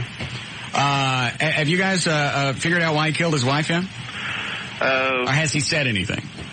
Yes, he's given a written statement to the details of the offense, and in it he mentions financial situations. And did he say how he thought that was going to rectify things? No, I wasn't there. I did not interview him. I was just advised that that was the key thing he mentioned in his statement. And did he say why he shot the other lady? Was it just a bystander thing? That I don't know. Like I said, I've been made privileged to most of the information, but some of it I don't know, and I'm not sure exactly why that happened. How about you tell us what you can, so I don't ask questions that you don't know. Okay. Well, the offense occurred last Thursday, about approximately 1:30 at the North Central Medical Center Hospital. Right. On the parking lot. How did you guys finally figure out that the first person you arrested wasn't the guy? That was due to evidence that we've collected since the arrest with cellular phone records and comparison of the weapon he had in his possession turned out not to be the same type of weapon used in the offense. What was the what did the cell phone have to do with it? After he was picked up, we were able to obtain his cell phone numbers, and based on records we've obtained through the provider, we could determine that he was not in the McKinney area at the time of the offense based on what cell towers his cell phone was bouncing off of. By the way, if it speeds up the process, you don't have to cop talk to us. You can just say we got his cell records and he wasn't anywhere around. Okay. If that helps. I mean, I know how hard it is. Give him a break, man. This guy's been awake for a couple of days. I'm trying to help him out because this has got to be a pain in the ass. I wouldn't want to talk to the media, especially after everything he's been through. I didn't have a chance to tell him that we're not a news talk show, that we're just very casual talk He's show. a good guy. He's a captain. He knows what he's doing. Okay. Why don't you shut up and go on to Channel 19? I'm sorry you had to hear that. Now, my son does listen to you every day. Oh, does he? Yes. What is his name? Ryan. Thank him for it. How old is he? 20. Okay, that's safe enough then. So where do we go from here? Well, he's been formally charged. He's under a $300,000 bond at the Collin County Jail. So that means you got to come up with, what, 10%? I'm not sure exactly how much they're going to require him to come up with. It depends on the bonding company or the attorney. That almost seems a little low for a cold-blooded murder. Yeah. Did that surprise you? That's comparative with most of the bonds that we've seen. I mean, they got Robert Blake on, what, $1 million? Mm-hmm. Yeah, but do you really think anybody's going to step forward and bond this guy out? Well, he has family members. You never know. Someone might come forward and assist in getting him out. But also you have to remember, Robert Blake's probably a multi-millionaire. But he would be... does that come into play? If you got a lot of cash, they set the bond higher? I have no idea. I mean, it might. It depends on the judge that does the arraigning. That just seems like $300,000 is kind of low, especially if you get, because I would guess he would be a flight risk at this point. Yeah. Oh, I didn't ask you this. What was the whole reason of shooting up his truck? Was that to make us think that somebody was actually after the whole family? Well, we think he staged it to try to throw officers off the trail. He was scheduled for a polygraph today. Oh. And, it's possible that he could have staged it in an attempt to get out of the polygraph. To buy himself a little bit more time? Yeah. Have you guys been to his house yet?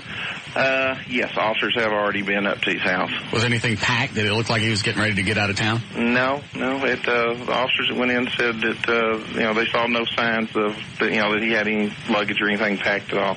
And something like this, do you guys automatically suspect the husband?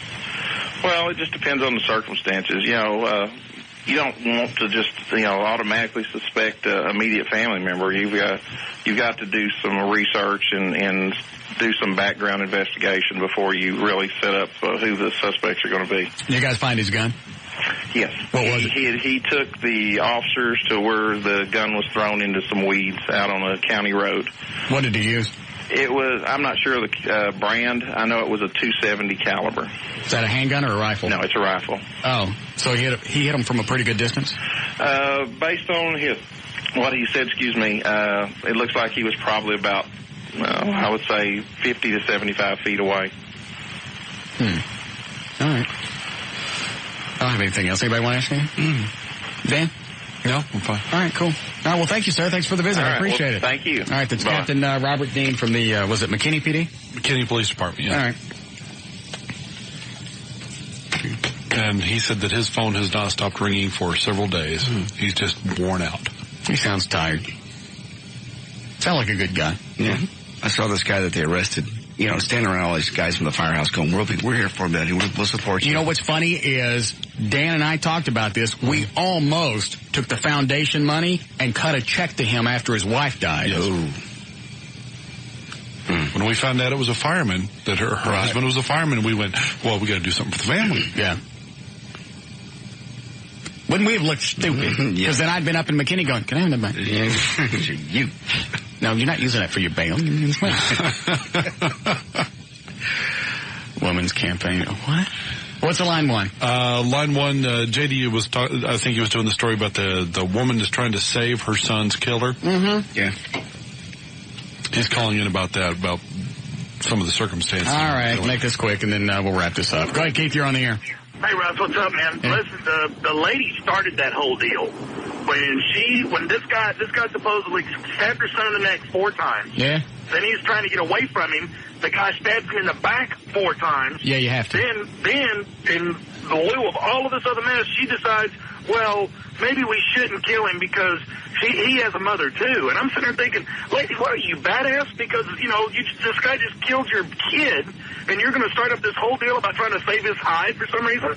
If she's that concerned, why don't you just hop up on the gurney with him? Well, the way I see it is if you're that concerned, exactly. Go hop up on the gurney with him or give him a kiss or give him a nub-nub or something. But, A noogie? Yeah.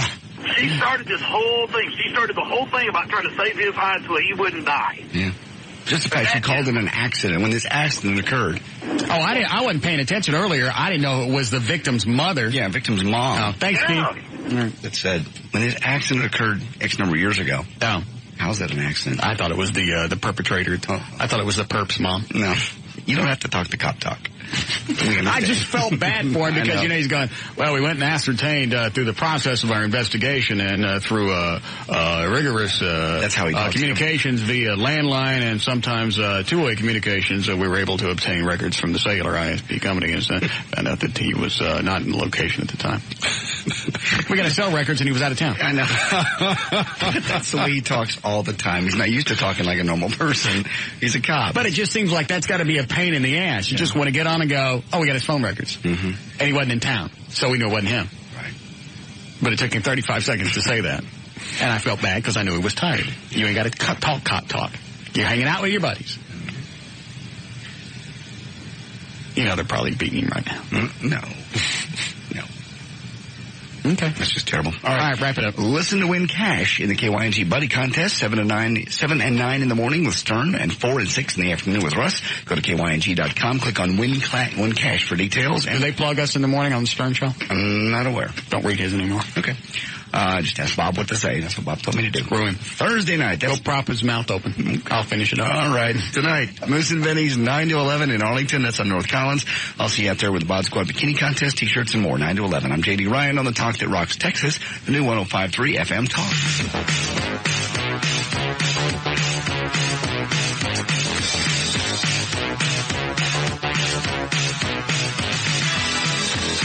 More of the Russ Martin Show coming right up.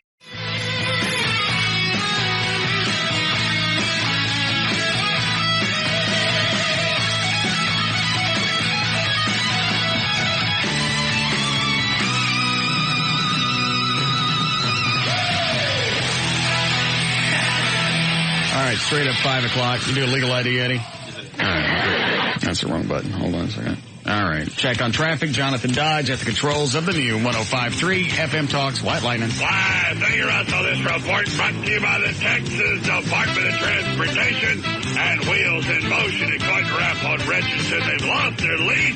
You got a store-wide liquidation on bikes, skates, and accessories. Say 20, 30, 40, even 50%. At Wheels in Motion in Dallas, eastbound side, 20 Mountain Creek Parkway. Give me delays. Remain to Carrier Parkway due to an earlier accident. Northbound on the Dallas Fort Tollway just before 6:35. Excuse me, I got a little bit of gas here. Before 6:35, center lane blocked due to a stalled vehicle. Southbound, 75 near 15th Street, Plano right lane is blocked.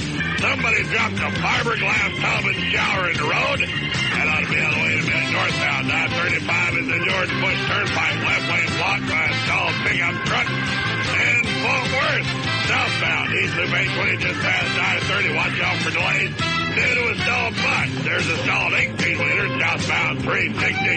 At Arkansas, it's blocking the right lane, causing delays all the way back to Six Flags. This report brought to you by Fowler Toyota. That's traffic. I'm Jonathan Dodge. And the new 105.3 FM. White Lightning. Okay, thank you, Jonathan. Mostly cloudy, warm tonight, 68 for the overnight low. Some scattered storms may be coming in late tomorrow afternoon and on into Saturday. Should be 84 for the high. We're cloudy, 83 now at the Talk That Rocks Texas, the new 105.3 FM Talk. Okay. Hello? Yeah. Yes, sir. I was talking a while ago. Did you cut me off? Oh. I was talking about... Okay. Go ahead, you're on the air. I don't know what he's talking about. You cut somebody off a while ago, Dan? I cut off a lot of people, Russ. Okay. Hello? Yes.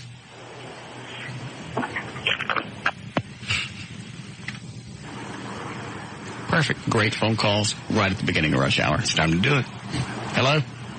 Hey, Russ, that 270 that they're talking about, that guy shot that lady with? Yeah.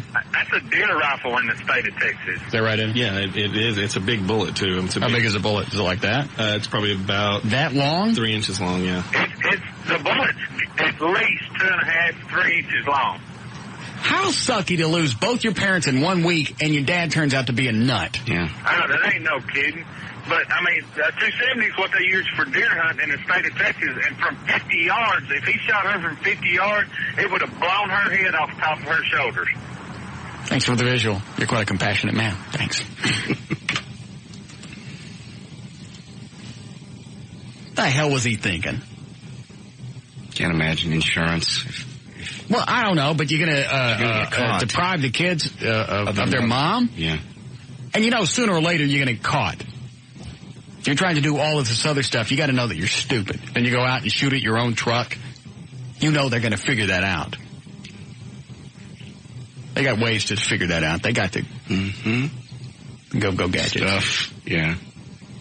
By the way, that story's on NBC5i.com. What is? The one about I told you off the air. About the mall. Well, now you got to talk about it. Well, are you just retarded? No. I said don't talk about it if you don't have a lot of information. There is no information. It's like 5 lines in the story. All right, then I'll just... That's all the information. Right, we'll just start doing news talk. That's what we'll do. No. It's just... NBC5i.com. Because they carried it live. I'll just look at their website and see what's going on. Arlington, this is going on? Mm-hmm. Which mall? Parties. Okay. What's happening? Was a riot. Kids fighting out front. They closed the mall down. Brutal mall injures several teens. All right, hold on. Eddie, what game are we playing today? Could the answer be C? Oh, good. Fight broke out at North Texas Shopping Mall Thursday afternoon, creating a frightening scene for onlookers. Fight broke out. I just read that. Oh, it says the same sentence twice. Don't laugh at me. It's typed in here twice. I know. I read it. Hundreds of brawling teens flooded from the park's mall in a sea of flying fists and kicking legs. Several separate battles followed as the teens waged their wars, and police and mall security tried to calm the crowd. Apparently, a large number of high school students were hanging around the mall after being let out from school early. According to initial reports, verbal confrontation broke out among some of the teens at 3:30 p.m. The exchange of words led to pushing and shoving, quickly exploded on us. Right. Things got worse. As the students ran from the building, more fighting ensued. Pockets of breathtaking battles peppered the sea of bodies flowing into the parking lot. Somebody took too many journalism courses. Yes. Pockets of breathtaking battles peppered the sea of bodies flowing into... Who wrote this? It's like a screenplay.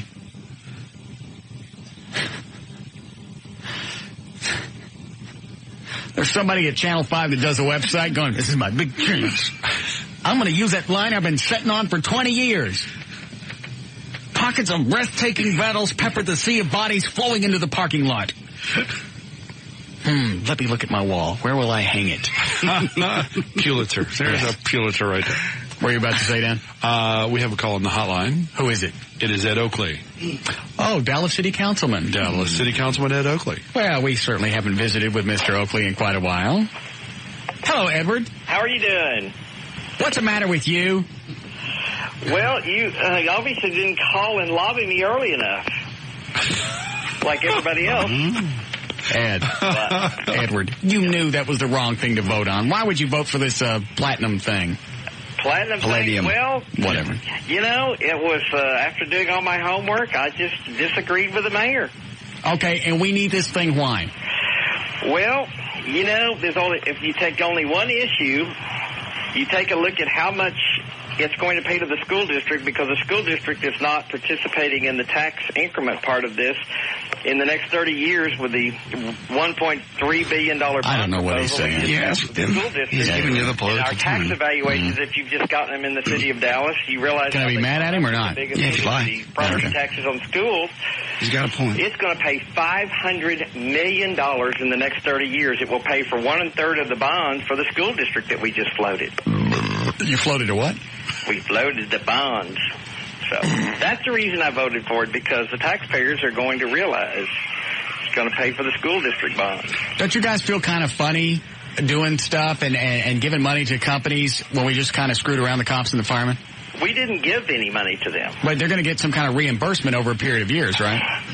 No, they have to build this development, the $600 million development, build the infrastructure, and then they get certified on the tax rolls at a pre-construction audit, and certified that all of Is this good or bad? I'm out now. All right. And they have to do that. All right, you know what? I don't even care if it... I'll straighten Be out. able to get any of that money back. If they miss any of those deadlines or those targets, they will get none of that money back. Okay. The way I heard Ed explaining it. Yes. And I heard him explaining it earlier on the news. Right. It sounded better than the way other people were putting it. All right, Laura Miller didn't want it. Why? I don't know. I think she thinks it's a bad deal, and frankly, I disagree with her when you look at all the numbers. Okay. Well, all right. We'll just kind of set this aside since I don't really understand what's going on. And let me just phrase it this way. I wanted you to vote no. I don't even care if it's good or bad. Next time I want you to vote a certain way and you vote the other way, bad things are going to happen. I can't say what, but it's not going to be something you'll enjoy. Well, sometimes just being on this program's a bad thing, so, that's all right. Ed. When are you up for re-election? A year from now. Okay. And see, it's been a whole year since we talked. You don't call, you don't write. Has it been a year? Yeah, it's been a year. Can you believe it? No. Actually, 1 year ago this month, and it's probably we were in the countdown to the election. We had like 2 weeks to go, and I think that's about when we talked. Was it a year ago that I called him a stupid bastard? Yeah. You called me all kinds of names. How's it going to feel to lose next year to a German Shepherd? Yeah. Well, I just don't think that's going to happen. It's a very winnable district. Actually, hearing him explain this whole palladium thing, it did sound right. The way that I got it from Laura Miller was, and maybe I just misunderstood it, was we were going to give this money to this company and rebates and reimbursements and coupons and I don't know what the hell. Yeah. Tax breaks. Well, when we should be spending cash on police and fire. Well, Palladium was going to build all the infrastructure, the streets and all that stuff, right? The $43 million that you're talking about are going to pay for a parking garage. It's going to pay for a 1 acre park in Plaza. It's going to pay for moving a 72-inch pipeline that feeds the sewage out of Oak Lawn through the Trinity area. And there's some other issues that go with that. They have to put that into the ground first. They have to build $600 million worth of development. They've agreed to a post-construction audit. It seems the way he says it sounds like it's going to be a good thing. If you look at the rundown of things that are going to happen, it sounds like a good thing. Amount of money. I don't care. I can't figure out why Laura Miller was against it now. Certified to get I don't really care. Tax rolls. They start getting their money back. It pisses me off he didn't call us back and I couldn't strong arm him. Next time. For the fact that they got built isn't there today. The property today is on the tax rolls for $16 million. When it's finished, it'll have to be certified at $600 million. Well, I forget, what district is yours? Right now it's 6. It will be, my new district will be 3. 6 is where? Well, it's the district I ran. It runs from Oak Cliff all the way up, including the Stemmons Corridor and Harry Hines Corridor and Hospital District, and has the West Dallas Housing Authority. And you're moving to what? No, I'm not moving. It's just my district got redrawn. So you get a bigger area or smaller? Well, everything is basically south of I-30. The new district is south of I-30 down to Mountain Creek, so it's mostly all Oak Cliff. That's too bad. Yeah, I was telling Dan that last time after we did the interview, you can't believe how many people that I would see later that go, I was driving in from Lubbock and I was listening to the Russ Martin Show and you were on there and it was hilarious. Yes, we're quite fabulously popular. Yeah, you're very popular. Well, I'd like to just so we understand, and we're still buddies, Sure. since it kind of sounds like this wasn't a horrible thing, excuse me, that in the future, I would like to consult with you before you actually vote on something. You have my numbers. All you have to do is call me like everyone else did. You don't call back. Dan, didn't we call Ed several times? Yeah. And he never called us back in time, right? Well, you called yesterday, and after you had already called, I was in the city council meeting, and we never got a break yesterday, hardly even a potty break. I called Stephanie a few days ago, or called the numbers that I had for him originally, and then I called the mayor's office and got the right number, his new number. Oh. I was calling the old numbers that we had and I wasn't getting anything. So do we take his name off the chalkboard or not? His name can come off the chalkboard. Sorry. I have the right phone numbers. All of his numbers have changed since the election. No, actually, my cell phone stayed the same. Ed, you're off the hook. Shut up. My campaign number is still... So, sorry about that. You're going to have it up for yourself sooner or later. Just keep going. That's it. All right, when's the next big vote on something coming up? Oh, gee, I don't know. I think it's probably going to kind of coast for the next month, and then everybody's on kind of break. We've got to deal with the upcoming budget and the tax shortfall and the bond election, whether we're going to do that in the fall or wait till next January. What about the $25 million payment the city's got to make to the Dallas Stars Mavericks thing? Was it the American Airlines Center? The $25 million? Isn't there a payment that the city has to make to them of $25 million? That's the other part of that. You're talking about the $25 million that Hicks and Perot put into the infrastructure when they built the arena. Why are you in asking the original TIF. Well, that's due now. That tax increment got pushed over to the last 40 acres. So they're not going to vote on it. So there's nothing to strong arm him on. So they have to build something on the other 40 acres to get that money back. So we're not going to be writing a check for that either. Perfect. So now that you've been a city councilman for about a year now, you getting more sex? Get more what? Sex. No, there's no time. I would drop that, as a little pickup thing. I'm Ed Oakley, city councilman. Yeah, right. I have room in my office for you. Shake your head a little bit, right? Yeah. Shake your head like I'm something's hot. All right. Well, thanks for the visit, Edward. Hey, well, y'all call any time, and if I had to... Whatever. Damn. You just hung up on a city councilman. The only thing that makes me sad is he wasn't governor. Well, the governor hung up on us. I just want to hang up on bigger and bigger people. I see. All right. We just did news. We did traffic. What do you guys want to do? We got an hour and 45 minutes to crap away. Break, Eddie? Yeah. We can play spots till 7. All right. We'll take a break. We'll come back. We'll do we have anything to give away? Yeah. Got wrestling tickets, WWE. Okay. We'll come back. We'll do Could the Answer Be C? Which won't take very long. Then we'll take another long break. Are we coasting to the holiday weekend? Is that what yeah. We're almost there. We had 3 really good shows this week. Absolutely. We got a couple of crappy ones coming. Okay. We do. Okay. Oh, by the way, quickly, Dan, the honorary degree I was wanting from UNT, I don't want it anymore. I just don't want to talk about it, but I don't want it anymore. So whatever you were working on, just get rid of the paperwork. Okay? Well, why don't you want it now? Because I don't want it. We'll be back. More of the Russ Martin Show coming right up.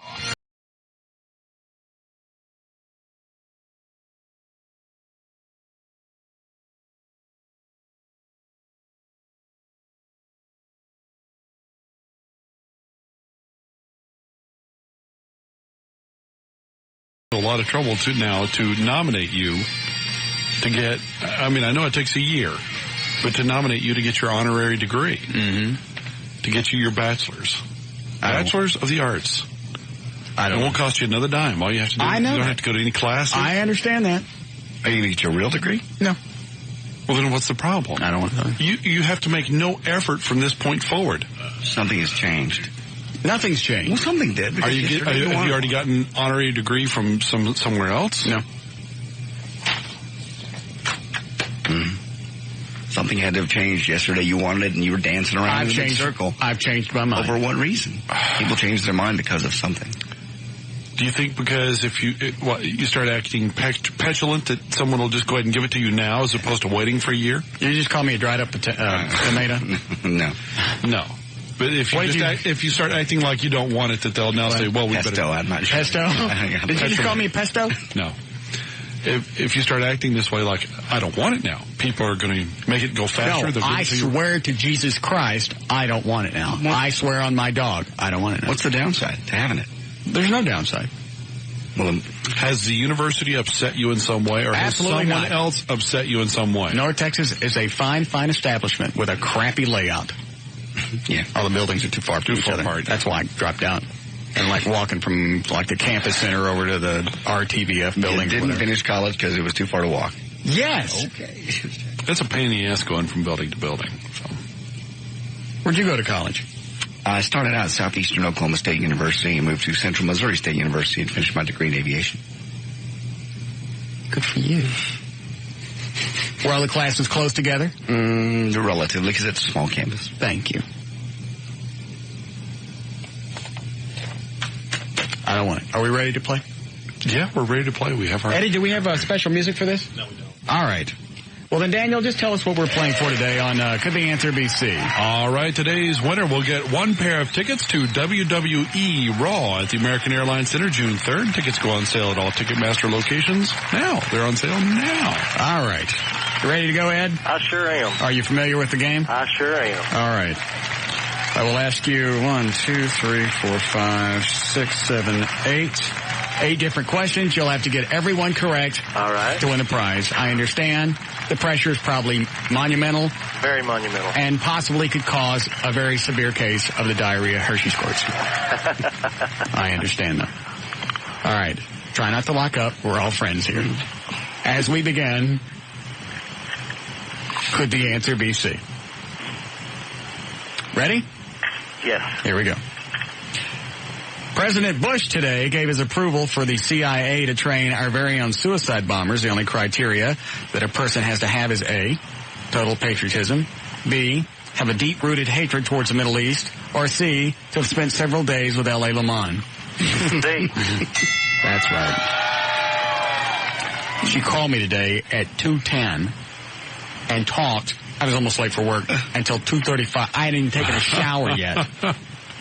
Jeez. I had to come to work without taking a shower. What does she want to talk about? Just stuff? She talked about her mom last night. She goes, I'm sorry I didn't get a chance to talk to you so long last night. Well, it was very horrible. Have you talked to her mother yet? Yes. On the air. Yeah, I talked to her briefly. Your future mother-in-law? No. Monday night when I took her over to the Mercury. Tuesday night. Oh. And paid $8 for a drink. Ow. Yeah. I talked to her mom briefly then. I didn't talk to her mom last night. So she called me last night, then she calls me again today. And I'm trying to get off the phone, and she's just one of those, I told you, there's no gaps. And the only thing you can do is look at pictures of her body and go, these words are coming out of that. That's the only reason I'm listening. Who are you talking to, Ed? No one. You're going to have to stay focused on this game, or you could blow it. I'm focused. All right. Next one. In order to fight world hunger, the U.S. has decided the easiest way is to... What is that noise? Ed. What? What's the noise? That's a steamer. What are you steaming? About a 2.5-carat diamond. Are you doing that right now? No, someone else is doing that. They're going away. All right. What's wrong with your phone? Is it heavy? No. Is he the only guy you got lined up for this? Because he's driving me bats. Well, just ask him the questions. What'd you say, Ed? We're ready now. He's got his support help back there in case he's, has trouble with one of these. All right, in order to fight world hunger... Stop jacking around with the phone. I'm not jacking around with the phone. I can hear you squeezing it. Quit. Sit in one spot, don't move. I understand you're fidgety from the game, but just sit there. Well, there's a lot of pressure. In order to fight world hunger, the U.S. has decided the easiest way is to, A, stop farm subsidies unless they grow food to send overseas. B, use genetic make fruit. What word did you leave out, Eddie? Use genetics to make? Yeah. All right. Use genetics to make fruit trees that will grow in the desert. Or C, teach all the starving people how to use a damn condom. C. Thank you. I forget. How many did you write, Eddie? 8. After all the recent controversy, the Catholic Archbishop's main complaint to the Pope was, A, there's still too many pedophiles in the church. B, the church may go broke after all the lawsuits. Or C, the rings they wear are too big and they won't fit in the... I'm sorry, I missed part of that, Ron. Rings are too big, Dan. The rings are too big, C. Yes. Eddie, would you like, JD, would you like to see yes, let me go and finish where my thumb is? Oh, yes. That is, yes. Yeah, they would. That could be a drawback. That would be, yes. Yeah. Could be. J.D. Ryan's ex-girlfriend wrote a book about things you need to have in order to date him. The most important thing is A, plenty of alcohol on hand, B, access to a boat, C, rubber panties and sheets to use during sex. C. That would definitely be C. Let me let this drop. You're the one that did it. I know. It was an accident. It wasn't an accident. For the most part. You said you didn't feel like it. You didn't feel like going to the restroom. When it started, it was an accident. So, you said you thought you could start and stop again, and it got out of control. Yeah, I did. Dribble. And she didn't notice? Mm-mm. Because I went one time and filled up a whole Snapple bottle. I did. It seems I don't think I had to go that much. It seems like she'd noticed a Snapple bottle coming out. No. Sorry. Serious. Don't know where it went. Still there, Ed? Yeah. All right. Police in Washington, D.C. were asked why it took them so... Is your phone inflatable? It sounds like he's holding an inflatable phone. I know. It's squeaking a lot. Squeaking. Are you holding the... I'm just holding the phone. The pressure, it's immense. I understand that. Police in Washington, D.C. were asked why it took them so long to find Chandra Levy. The only thing they could say was, A, have you seen how dense those woods are? B, we were concentrating on Gary Condon too much. C, Dan Lewis was the only material witness and we had to wait until he finished the whole damn story. That's good.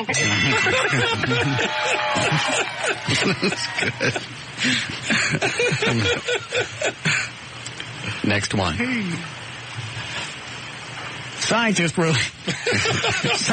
released their findings on how ancient chimps using tools such as hammers to eat.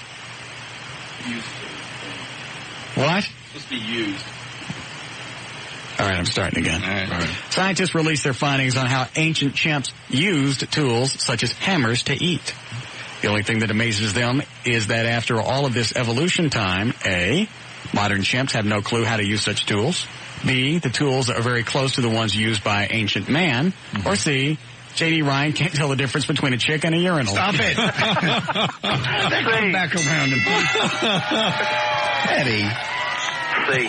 Thank you. That's enough. We're done. Eddie, I have two of these marked as finishers. Which one's better? On the first page. This one? Yeah. All right. Afraid that terrorists might do something in New York again, the federal agencies agreed on this one plan to help stop them. A, checkpoints at all the bridges and landmarks. B, crack down on Muslim temples. C, put up no camel parking signs at the Statue of Liberty. C. Yes. And finally, the Texas Department of Public Safety is launching its summertime drunk driving campaign this month. They will spearhead it with pictures of A, cars full of dead teenagers, B, a rotting liver, or C, J.D. Ryan dressed as a pirate but slamming a one-legged terrorist. C. Yes. Tell him what he's got, Daniel. Congratulations, Ed. You have won one pair of tickets to go see the WWE Raw at the American Airlines Center June 3rd. The tickets go on sale now at all Ticketmaster locations.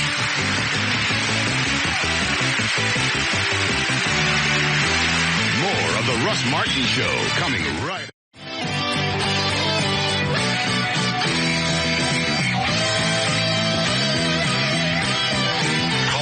Now at 214-787-1053.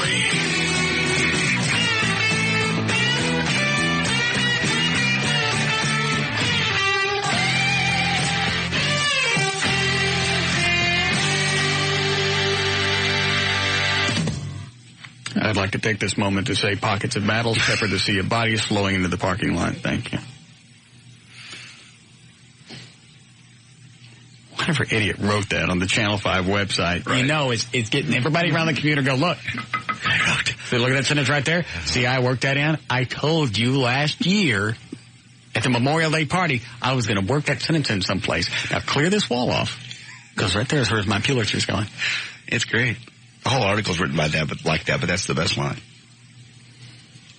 Our helicopter camera recorded several students. Which mall was this again? The Parks Mall, Arlington. Our helicopter camera recorded several students being punched and kicked in their faces and pummeled about their bodies. Pummeled about. Mm-hmm. Pummeled.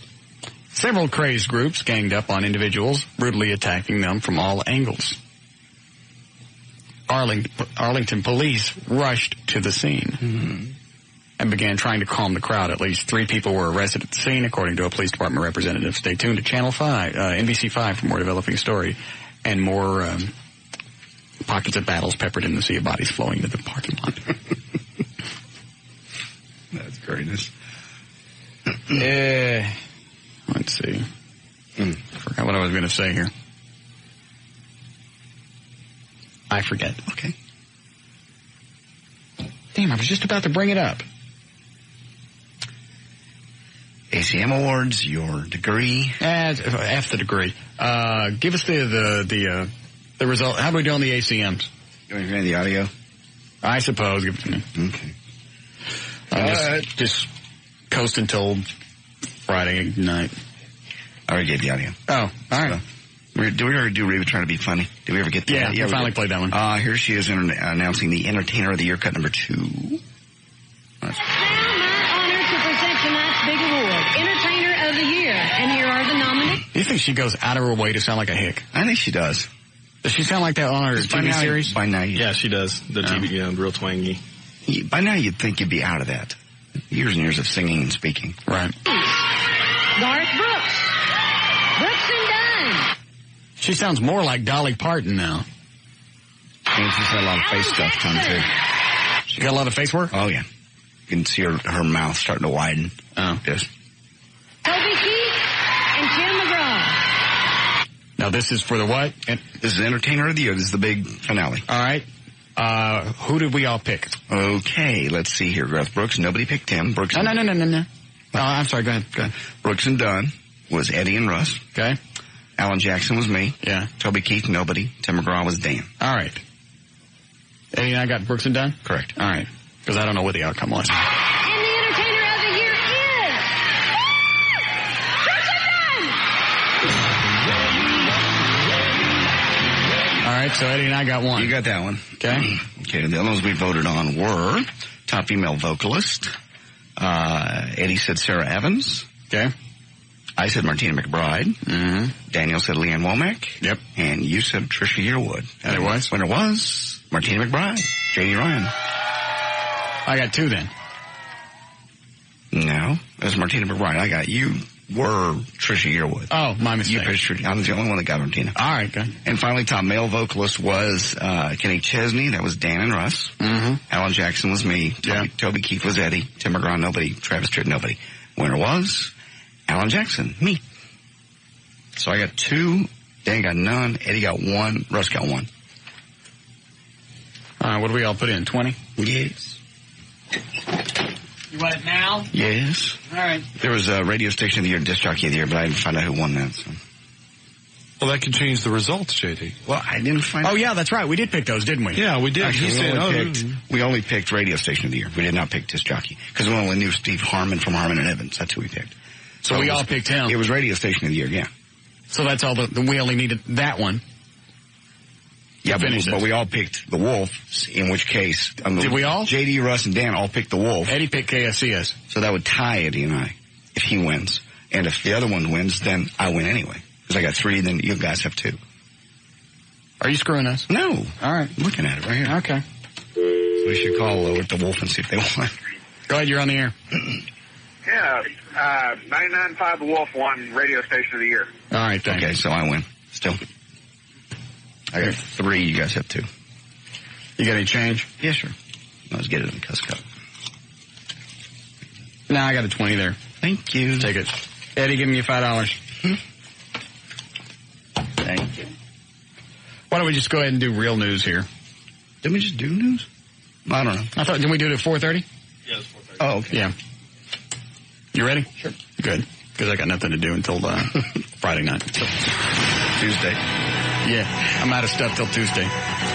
All right, 5:45, J.D. Ryan's on the new 105.3 FM Talk with news. Thank you. And thank you, Russ, man fired a shotgun inside the New Orleans airport and wounded 2 people yesterday, telling investigators they opened fire because people made fun of his turban. Shotgun blast wounded an airline customer in the stomach and an airline employee in the hand. The gunman was tackled by bystanders in the ticket lobby of Louis Armstrong International Airport, away from the concourses where security screeners check for weapons. Patrick Gott was his name. He was carrying a Quran and invoked the name of Allah. Good. A hormone thought to boost appetite rises in the bloodstream after dieters lose a lot of weight, possibly explaining why it's hard to keep weight off long term after losing it. Also offering a new target for diet drugs. Their little study of severely obese people found much higher levels of the recently discovered hormone made by stomach cells called ghrelin in the blood after patients had lost a lot of weight. Growing number of U.S. colleges are actively recruiting homosexual students now as part of their efforts to build quote-unquote diverse freshman classes. College admissions officers believe students go through it. Gay college guys. College admission officers, favorite website, believe students who go through with admitting their homosexuality in high school develop self-confidence, leadership abilities, cultural awareness, and the characteristics the colleges want. And, of course, more spook. Damn. Wrong button. Never mind. Okay. Jerry Lewis spent Monday night in the Las Vegas hospital. He's okay. Good. Is he dead? Nope. Doctors just wanted to do a routine follow-up on a procedure they performed last month to ease Jerry's chronic back pain. Doctors put in a battery-powered device called a Synergy Neurostimulation System in Jerry's lower abdomen. It emits an electronic pulse to Jerry's spinal cord to block pain, and he can regulate the pulse with a handheld remote control. Not long after he got it put in, Jerry said he'd been pain-free for the first time in 30 years. Pockets of battles peppered the sea of bodies flowing into the parking lot. You can win cash in the KYNG Buddy Contest. You know what they should start doing to disperse crowds? What's that? Because originally I said, you want to disperse a riot, go to the back of the police car, pull a dummy out of the trunk, hold it up, blow its head off. Right. Make them think it's a real person. Then they'd scatter. What now? Or arm all the cops. Okay. What are those great big guns that hold that the kids play with a lot of water? Oh, super soakers? Yeah. Take super soakers, fill them with semen. Because more often than not, riot crowds are guys, right? Yeah. Hose them down with semen. That would be gross. Because then you'd have like 2,000 people screaming, "Get me a wash rag." Yeah. That's better than a concussion grenade. I thought about that the other night when L.A. was over. And things were going? Yes. You know, and you get stuff on your tummy, and you wig out, you start running in circles, you're screaming, "Give me a wash rag!" Yeah. You know, the crowd was scattered. Yeah. Right into the Bed Bath & Beyond. And then you got them. You got them cornered. Thank you. Listen to win cash in the KYNG Buddy Contest at 4 o'clock in the afternoon and again at 6 with Russ. Go to KYNG.com, click on Win Cash for details. And the party is tonight, 9 to 11, Moose and Vinny's in Arlington, corner of Brown and Collins. I'll be out there with the Bod Squad girls in a bikini contest and T-shirts to give away. I'm J.D. Ryan on the Talk That Rocks Texas, the new 105.3 FM Talk. More of the Russ Martin Show coming right up.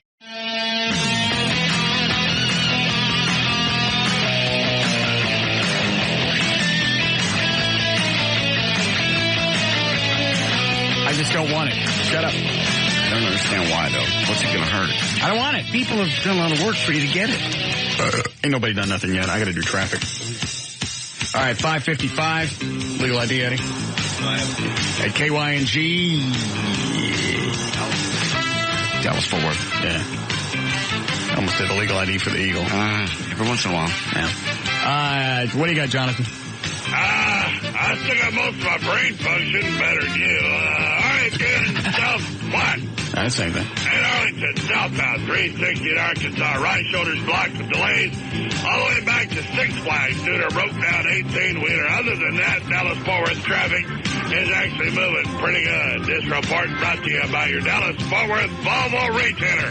Remember, the Volvo S60 has European handling, multi-link independent suspension, and many other performance features. You won't be needing in a traffic jam. Call 877-24-VOLVO. That's traffic. I'm Jonathan Dodge. And the new 105.3 FM. White. Landon. Hey, Jonathan. Mostly cloudy. Warm tonight. Should be about 68 for the overnight low. Back to 84 tomorrow with some late afternoon showers going on into Saturday, maybe Sunday, but looks like at this point Monday will be nice. 83 degrees and cloudy now at the Talk That Rocks, Texas. The new 105.3 FM Talk. Nobody filled out any paperwork yet. Well, they had people volunteer, though. I mean, go on your benefit. Nominate you. And I've addressed those emails. Okay. But something changed, obviously, or you would. Why don't you want it now? Why did you want it to begin with and don't want it now? Because I don't want to finish college. What benefit is that to you, to not finish college? What? What possible benefit is it to you not to finish college? I wanted a degree because I wanted the degree, but I don't want to finish college to get it. I know. Now you don't have to. I don't want it. You're not going to tell us. I mean, something's changed in 2 days. And Dan went to a lot of trouble. Dan hasn't done anything. Yes, he has. You've been on the phone with people trying to get stuff done. Dan, what have you done? Say again? No screening calls. What have I done for what? For the university, for his degree. You've been on the phone. Oh, to get half a day on the phone up there trying to get them. Yeah, I called the university, bounced around from department to department trying to get this thing set up. I finally got with the right people. How much time did you spend? All told? Yeah, a couple hours. I'll give you $50 if you'll shut up. We just want to know what changed. What changed your mind? Why you don't want to do that? Well, it's not only that. There are people who have taken time out of their day. I'm mercurial. That's what's changed. Oh, you haven't been called that in years. But there are people who have taken time out of their day to, faculty members, as a matter of fact, who have taken time out of their day to nominate you for your honorary degree. So why do you not want it now? Just tell us clearly and concisely why you no longer want your degree. I'll tell you. Okay. Oh. No, I'll pass. Not only can you not say that, you can't do that. I have to answer the phone. Okay. Go ahead, you're on the air. All right, you're gone. Hello. Is this the radio station? Absolutely. JD said pronounce the Koran, the Quran Koran. What are you talking about? On that last news story. And so? He mispronounced it. And?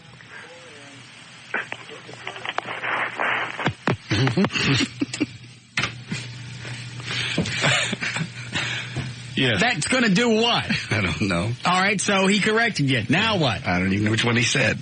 Multiply that by thousands. Yeah. Everybody do that all the time? Oh, yes. We Not don't just care. correcting JD, correcting anything and everything. The tiniest little microscopic detail. We brought up something yesterday. Somebody said there are no dollar stores or McFrugals in Plano or whatever. Mm-hmm. Some idiot not only emailed to say we were wrong, gave us all the locations of the McFrugals in Plano and West Plano. Couldn't care less. Somebody knows everything. Somebody out there. It's like somebody's always ready to find something wrong. Yeah. It's like, I don't care, shut up. Yes, go ahead. Russ, show kind of blows today, buddy. So? Getting kind of bored with it. Well, then turn it off. I'm thinking about it. Well, do it now. What if I don't? Is it going to make you angry? No, I couldn't care less. Yes, it will. No.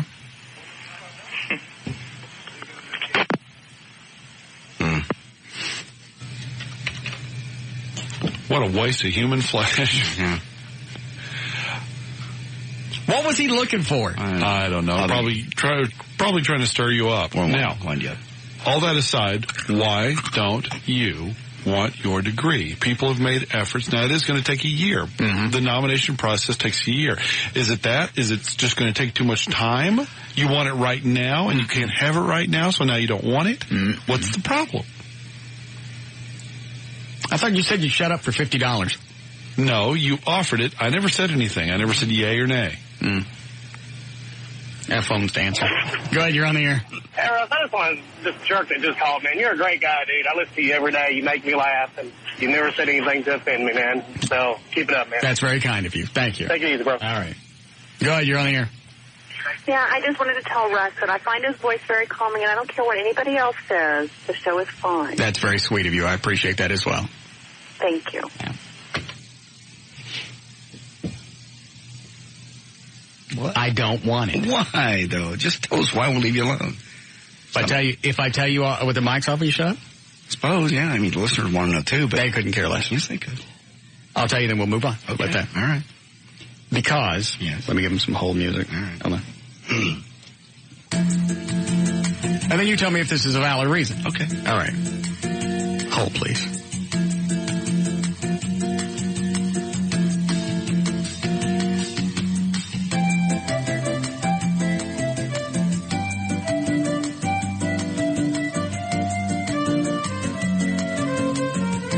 Am I right?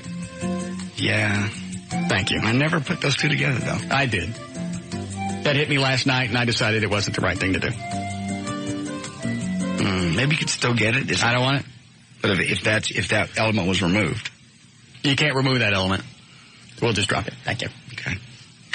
Yeah. Thank you. Go ahead, you're on the air. Wish it was Sunday. Hello? Hello? Yes, ma'am. Is he depressed? No, I'm not depressed. Why? Because your girlfriend's gone. Hello? Turn your radio down. Yes, ma'am. Are you depressed because your girlfriend's gone? No.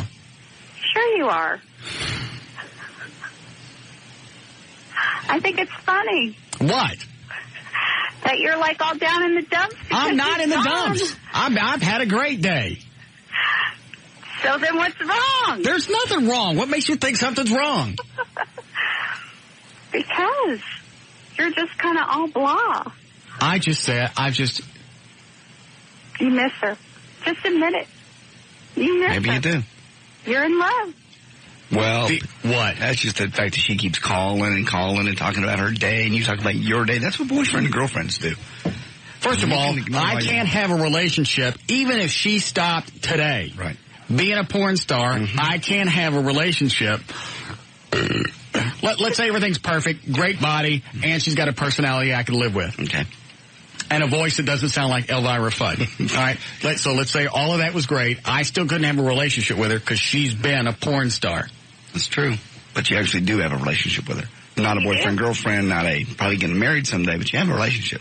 When somebody calls and checks in every day, how you doing? What you been doing? How's your day? Where do you want to live? Where do you want to die? All those kind of questions, that's a relationship. It may not be something where you're going to marry her, but you have a relationship. There's no other porn star that's ever called you after she left town or planned to come back for free. You're right. But we're not dating. It's not a relationship, and it's going nowhere.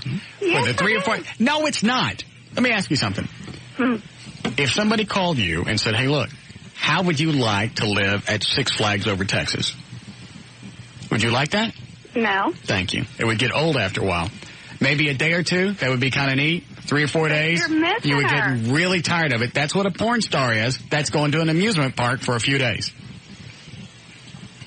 But you're missing her. I can't, and you know what? She was only there for a short period of time, 3 or 4 days. I can't imagine what our first argument would be like. Oh, God. Yeah. And what's the problem with her being a porn star? You like her. I'll tell you what the problem is. Even regular chicks that have lots of men. Listen, for a living. Did you get that? And so it's meaningless. And I don't care if it's meaningless. I just don't like the fact that for a living. But if everything are you listening to me? On her business card, it says for a living. Yeah, it does. Thank you. I don't even like. We went out for drinks the other night. I made her put on as many clothes as she possibly had. Because the first thing she comes out with, boobs and crap hanging out all over the place. I went, I am not going out in public with you looking like that. I don't like it. I don't like the attention that it draws. I just want to go out and have drinks and not be the focal point of everything that's going on. She changed clothes 4 times before she even came close to something I was okay with. Yeah, she probably has very few clothes like that, what you're describing. They're mostly. So you were really acting like a boyfriend. Ooh. No, I just didn't want the attention. You were acting like a boyfriend, telling her what to wear.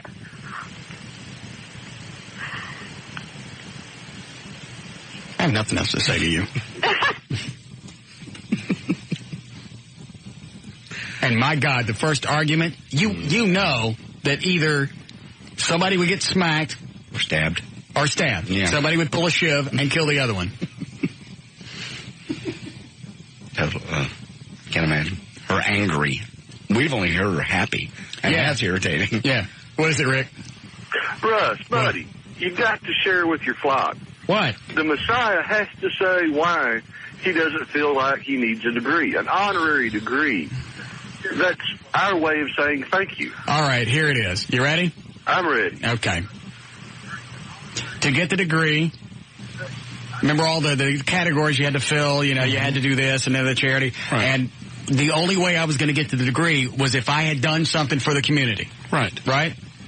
You have done something. Well, right. And I don't want to get a degree because we write checks to widows of firemen and cops. That bothered me and I don't want to mess with it.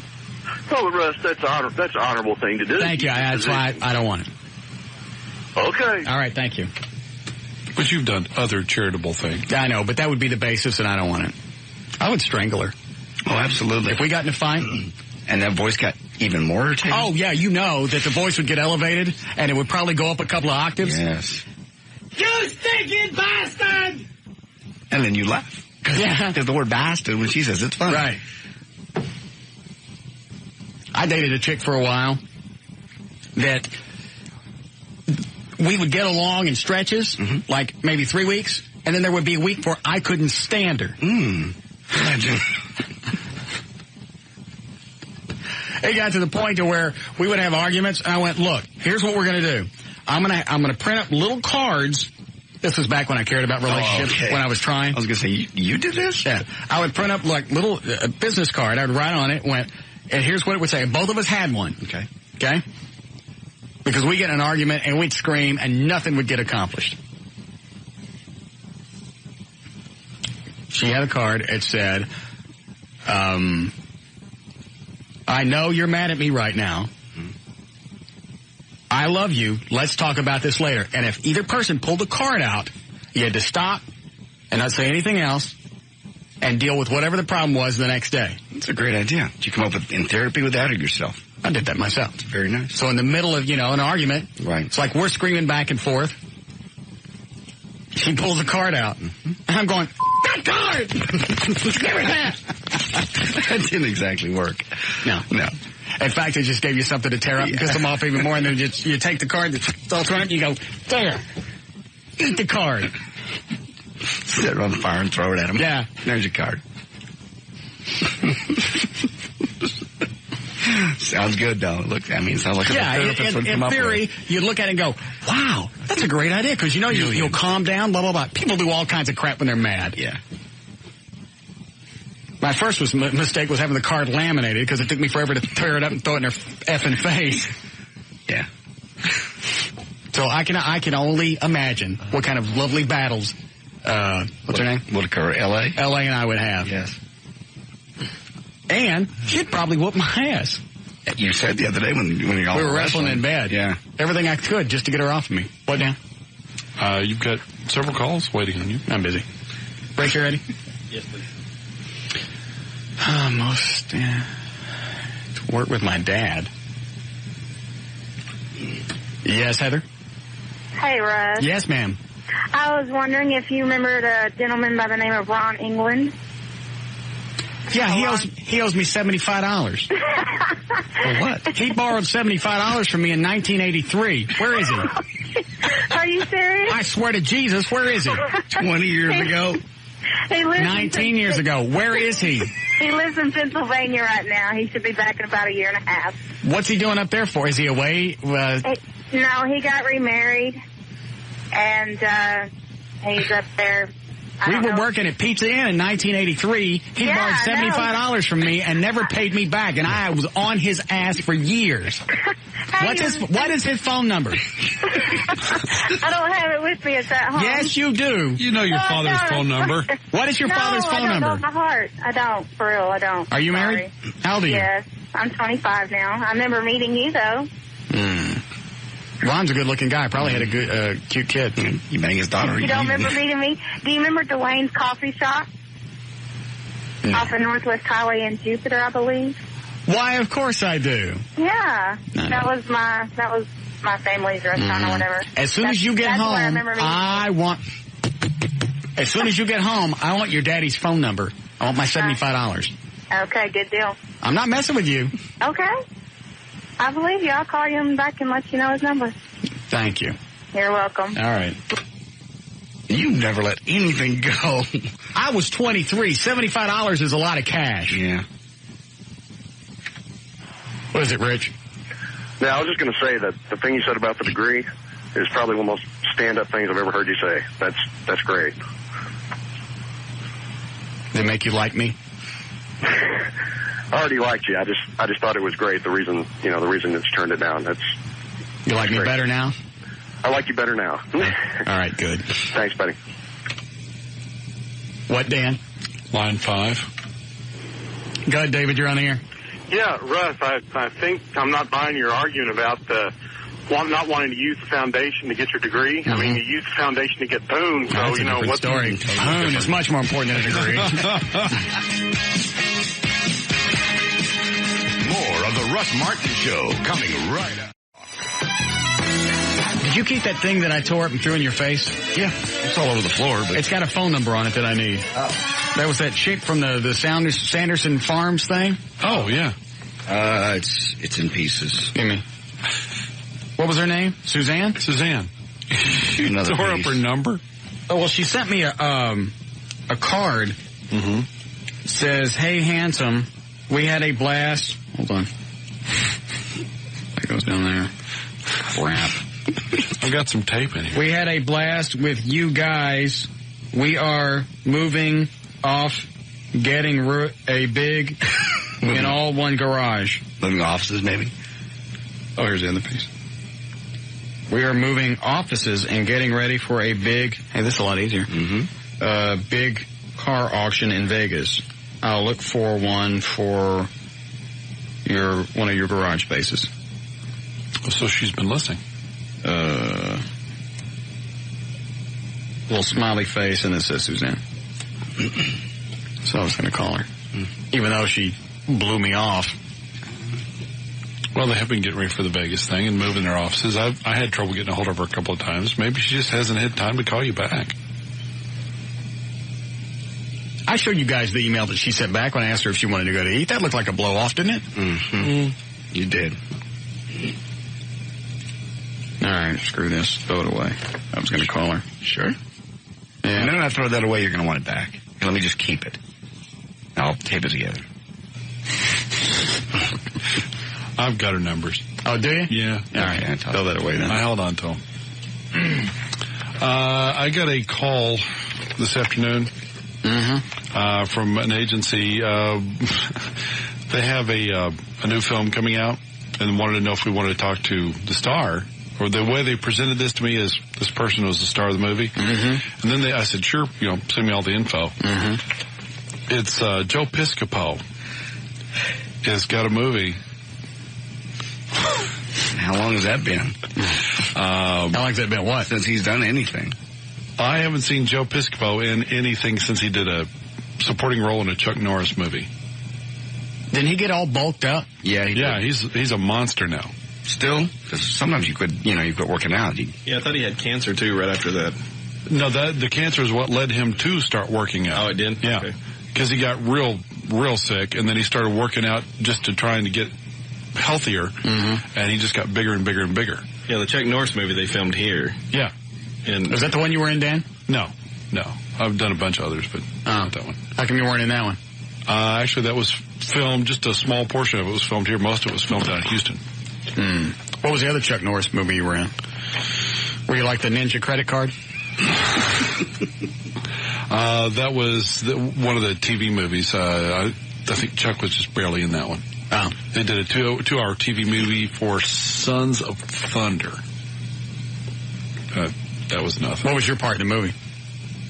A guy running away, basically. It was just nothing. Probably a better role than Joe Piscopo's got in this movie. He plays, it turns out he's just a small supporting role. The only mention of him in the credits is Macho Rocky. It's his character. And then there's no other background, no nothing on what he's doing in this stinking movie. What was the last movie he other than that? I can't think of anything. He was in some kind of, I remember a movie with, who's the short guy? Is it Danny DeVito? Danny DeVito. Yeah. It was Wise Guys. Yeah. How long ago was that? That was the early 90s. Was there anything in between that and now? Pizza Hut commercials. Was it really? Yeah, remember he used to do the Bruce Lee thing with the Pizza Hut commercials? They played them every 10 minutes. He would do different characters in Pizza Hut commercials. It was Pizza Hut or Pizza Inn is one of them, but that was his gig. So what's the question? Do we want Joe Piscopo? Is that what you're asking? Yeah, they were asking if we wanted him to get him on the show to talk about his new movie. Come into the studio? No, unfortunately, it's on the phone. No, I wish he was going to be in town. We should have pulled a blank gun bit on L.A. while she was here, because you know she would have freaked the F out.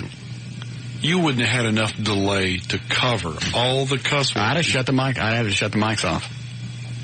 I meant to do that, and I totally forgot about it. She's coming back in 3 weeks. Bring her up. I don't want her to come back. Oh, yes, you do. No, I don't. Yeah, you do. Because you guys are right. With the phone calls and the email, she's getting too attached. Granted, she's got a body from hell. Oh, yes. And she's absolutely gorgeous. But it's, no. No. Okay. Go ahead, you're on the air. Hi, Russ. Hello. I just wanted to tell you, I know this is getting back a few steps, but my theory on the reason you're being offered this honorary degree is not only because of your charity work, but... No. So you got it wrong. They didn't offer me anything. I had Dan call them and tell them I wanted one. And then they said, well, you have to fill all of these, you have to have these qualifications. Well, the thing is, you guys are absolute genius at theater of the mind. Yes. It harkens, it's back to the days of, like when Orson Welles screwed the whole country. Had everybody Is he about to piss me off? I don't think so. You guys are so very creative. Unless he just takes a left turn. Well, that's very kind of you. I appreciate that. I appreciate the end product of it, and I hope y'all are on the air forever. So do I. Thank you, sir. Bye. I appreciate it. All right, I pulled up Joe Piscopo just because we couldn't decide what his last movie was and so on. All right, the last real movie he did was Sidekicks. That was 92. Since then, he's been doing things like compilations of Saturday Night Live stuff and being himself on like video poker games. He's done some software. No. Linda Carter's doing that now. She's like voicing some video games. And of course she's going, that's $1 billion industry and that's where everything is. Yeah. No, your career crapped to bed and now you are a Atari woman. He did a TV movie, Captain Hank and the Bomber Boys. Yes. And Multimedia Celebrity Poker. That's been pretty much it. The rest of it's been video compilation stuff of... I'd go ahead and get out the piece of chalk. Yeah. Draw it around his career. And it's dead. Yes, it is. That's sad. No, I don't want him. Okay. I didn't think you would, but I thought just for the heck of it, get him on. And only if we come in the studio. I don't like the phone. Well, he's not even going to be in town, so... When's the movie come out? You know what? The stuff doesn't say. Yeah, right. It's a remake of a Herman Melville novel. I can't think of a movie he was in I actually liked. I don't even remember him being in any. No, movie-wise, I remember him from Saturday Night Live with him, and he was only funny if Eddie Murphy was in the thing. It's Frank Sinatra. Yeah, they do the Frank Sinatra, Stevie Wonder thing and stuff. But I don't remember. I mean, he hasn't really done that many movies. Looking at his bio, he's done Johnny Dangerously. Did he do a cop buddy movie with somebody? Treat Williams, and he did one where I think Treat Williams was dead. I can't remember the name of it, and he comes back to life. Dead Heat, and he's a zombie, and Joe Piscopo was the sidekick that... They just really couldn't find a place for him in movies. It just didn't work. On Saturday Night Live, generally those people move on to things that they're doing on the show. You have everybody come off of the show, and you have the Wayne's World and stuff like that. He didn't have anything other than Frank Sinatra, and nobody needed Frank Sinatra for anything. Yeah. Go ahead, you're on the air. Hey, Russ, what's up? Yeah. Don't forget, he also played the comic genius on a episode of Star Trek: The Next Generation. He was teaching the robot guy how to be funny. He was the future's idea of the funniest guy ever. So, I missed that altogether. It was great. He's not funny now. Why would he be funny in the future? Yeah. That's the point. All right, one more phone call. We'll break. Hello? Oh, great. Yep. Yeah, he was also on Paramedics. Paramedics was like 88. Yeah, it was filmed in Dallas, though. Joe Piscopo was in that, right there off of Ross Avenue. Yeah, I remember the movie because I had to go to the premiere. Yeah, I don't remember him being in it, though. I don't either. I remember the movie sucked. Mm-hmm. It did suck. He was in it with that guy from Adventures in Babysitting. It was... Oh, okay, thanks. God, we got a half hour left. Mm-hmm.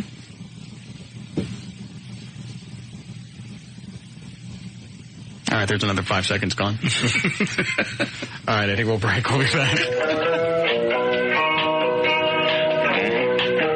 More of the Russ Martin Show coming right up. Is this the same guy from 8 is Enough? Yes. And when did he start doing this? About 3 or 4 years ago. He's Bible Man. He's Bible Man. Willie Ames. Get that. I'll show you one of the videos. My mother, the Uber Christian, brought... What does that mean? Super. Yeah. Uber is German for super. Oh, okay. And she's the Uber Christian. That's how we refer to her around the house. I like that. Yeah. Uber. All right. She bought some of these Bible Man videos for my kids. Because every gift my mother gives us revolves around God somehow. Yeah. And so she brought these videos over, and I was watching one of them, and Willie Ames is Bible Man. Same guy that was the sidekick and Charles in Charge. Yes. He is Bible Man, and he wears this big plastic molded suit and a plastic helmet. It's purple and gold, and it's really quite sad. In fact, he not only does the Bible Man videos, he does the live stage show. They don't even have a stand-in Bible Man. He has to do it himself. Why would they want to be on this show? Did they call you about that? Do they not know? They don't know. But they're coming to town in about a month. And evidently they were in town a couple of months ago, and it didn't do as well as it could have, so they need to promote it a little more. So I wanted to know if we wanted Willie on the show. And what does he wear? He wears a big plastic molded suit. It's purple and gold plastic. And he was like a wealthy scientist or something, and he couldn't... His life was going poorly. Yeah. Everything went to hell. Even though he's got money and fame, his life was not good. Yeah. So he gives up, and he's crying in the rain, and he's down on the ground, and he's digging around, and he finds a Bible, and just picking up the Bible was enough to convert him, and the light of God shone upon him, and he decided to dedicate his life to fighting evil as Bible Man. That's the intro to the first video I watched. It's that sexy Jesus that was turning him on. So now he wears this big suit, fights evil. What was he in a couple years ago? A stink bait commercial with Jerry Reed. An infomercial. Swear to God. An hour-long infomercial with Jerry Reed, and they're talking about this stink bait that catches catfish. Well, God is my witness. Hour-long.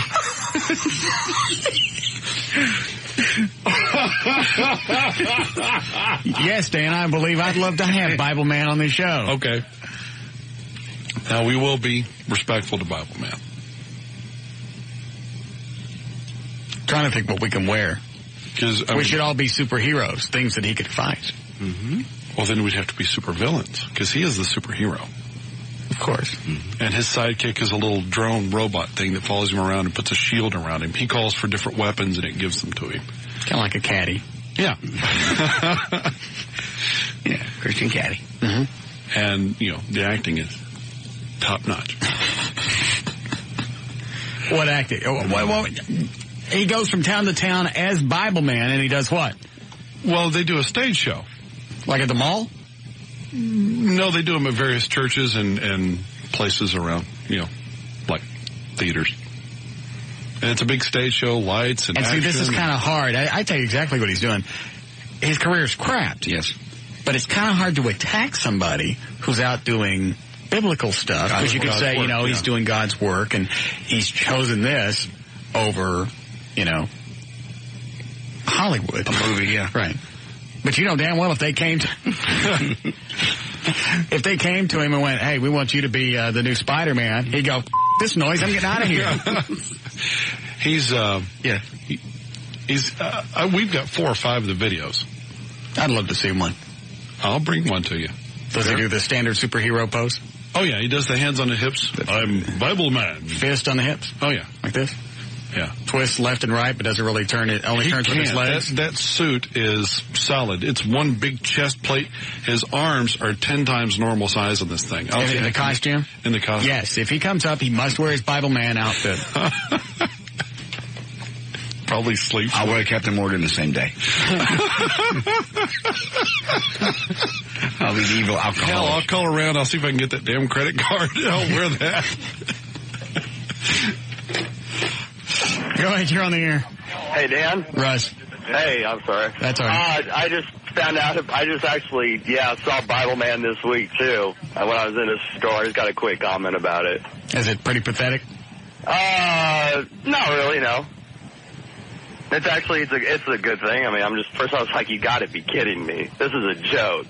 Like the little action figures and everything like that. And then, actually just started watching the videos, little previews and whatever they were showing on it. And, I mean, it's a gay-ass show, like Mighty Morphin Power Rangers, some crap like that. But it actually has a good meaning on it, so, But that's it. Okay, thanks. Yep. Hello? Yes. Go ahead, you're on the air. You can't say that.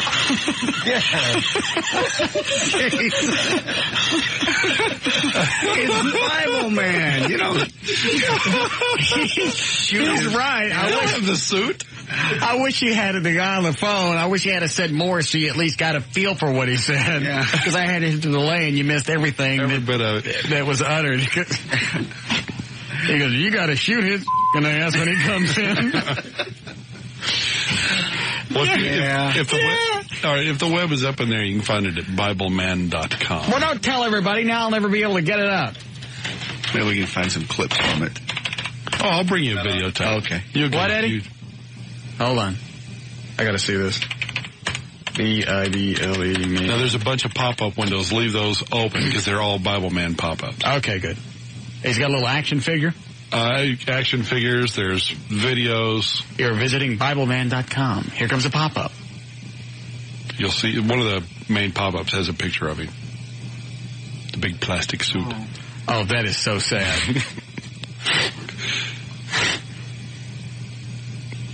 That is not real. Mm-hmm. In fact, there's a new video coming out in December. I think he has 2 a year that come out. This says Debbie Boone and Jim Varney. Isn't Jim Varney dead? Yes, he is. The videos have the voices. They were... I don't care what they have. He's dead, isn't he? Yeah. Well, they're not on the tour with him. It's an old video. Some of the videos... Oh, I thought these were all new. No, he's got like his computer talks and his little drone robot talks to him. I think if I were doing this is just me personally, I wouldn't use my name. Not your real name, no. And in fact, I don't ever think I would ever take the costume off. Use code names. Because he's got the helmet that he's got on his head, I didn't realize this, covers up his face, so he's in incognito. Mm-hmm. But he walks around without it during the videos. As the mild-mannered scientist. Well, of course, you have to. Rich guy. Yeah. Debbie Boone looks like she got fat. Looks like somebody lit up her rump roast. Go ahead, you're on the air. Hey, better be careful bagging on Bible Man. Harold be in there raising up. Oh, Jesus, yes. Book the Bible Man. Thank you. Okay. Get the Bible Man up here. We'll scare the hell out of him. We'll straighten his ass out. We have somebody come in with a gun. Yes. And make him forsake Jesus. Oh, damn. Well, he's used to fighting evil. Yeah, okay. Okay. Stared at a 38. Go ahead. Yeah. Is that too much? That's out there. Is it? You wanted to protest. Yeah. You got it. Yeah. Yeah, book the Bible Man. Okay. Eddie, can we break? Yes. Thank you. More of the Russ Martin Show coming right up. Yeah, we got a few minutes to kill. Okay. Pull it out. What is it, a Playboy what? Playboy college survey about sex among co-eds. What is it, Dan? Take line 5.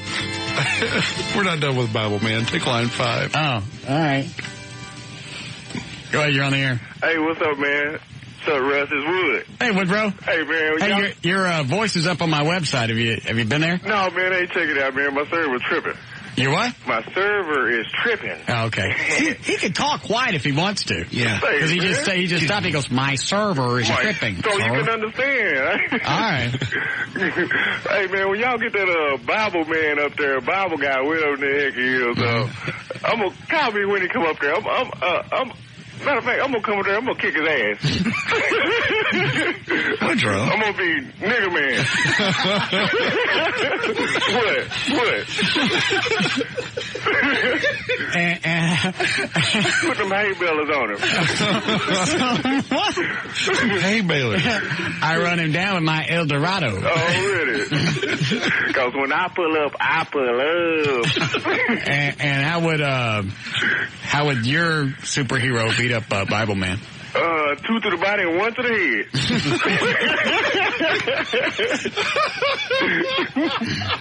That's a pretty good superhero you got there. Yeah. All right, man. I'm going to be up there when he get in town. All right, we'll call you. Peace. All right.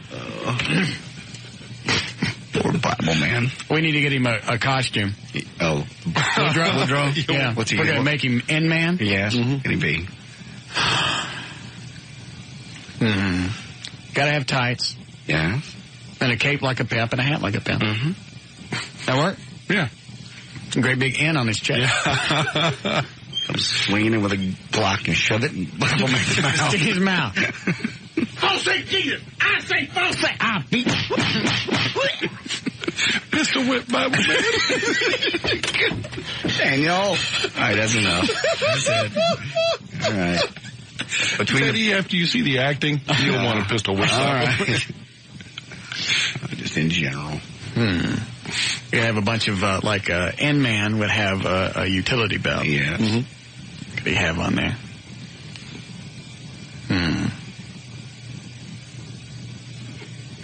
What, Eddie? I ain't gonna say. I'll turn the mics off. What? Yeah, he could throw chicken bones at him.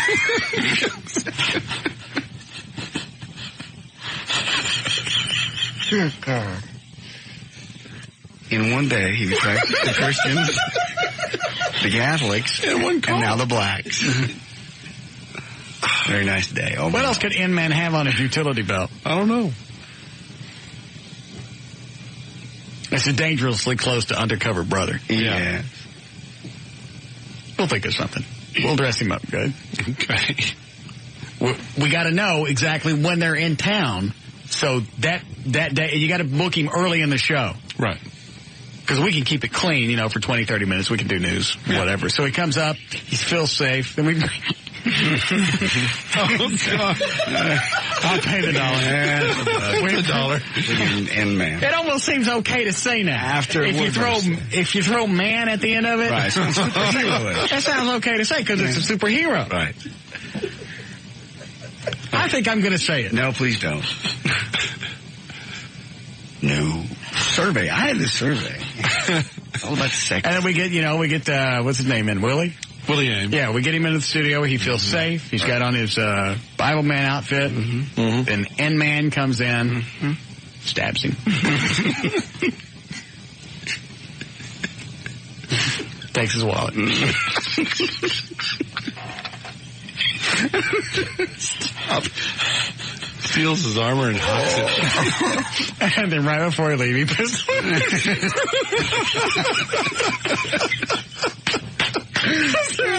There's something funnier than watching a superhero get pissed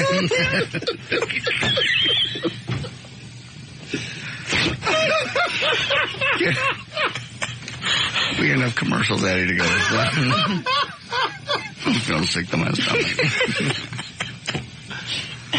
Oh, no. I can't stop the middle image. No. And just him holding his hand up. Let it. While No more. That hand. Push your hand down. Are you done? No. Are you tired of swinging around it?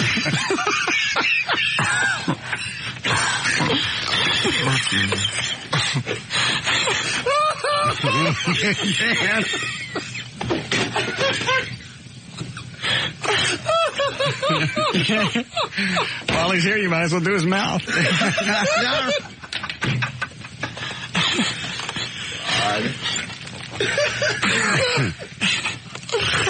Terrible. Hey there. Can't forget the pantyhose on the head and the pick in the utility belt. Oh, yeah. Pantyhose on his head.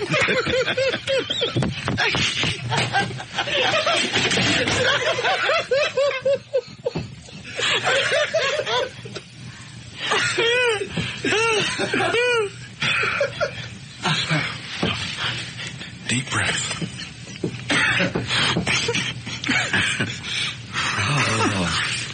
I'm sweating.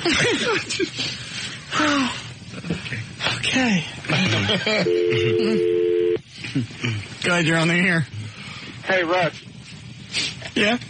I was going to say, you can tell that in-man that he can have like a watermelon seed shooter on his utility belt. Damn. No. You were on a roll and you just blew it. Heather called back, by the way, with her dad's phone number. Who's Heather? The girl that you used to work with her dad. Oh, Ron England owes me $75. Yeah. From 1983. 19 years. Yeah, go ahead and call him. We got to. What time we got to be out here, Eddie? 7:03.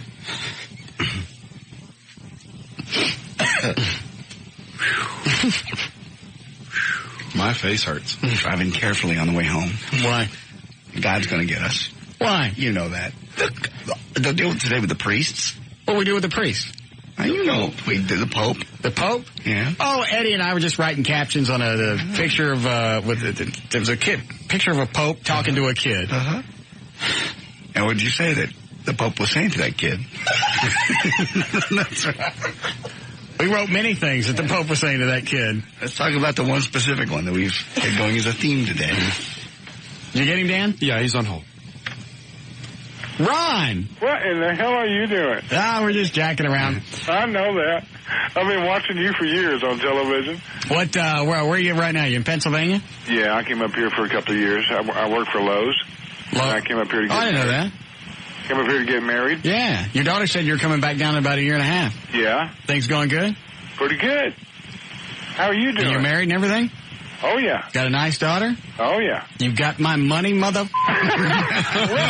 What money are you talking about? You borrowed $75 from me in 1983 and you never paid me back. For what? I don't know. You were borrowing cash from me all the time. No, I wasn't. Yes, the hell you were. You got me confused with somebody else in that place. Ronald.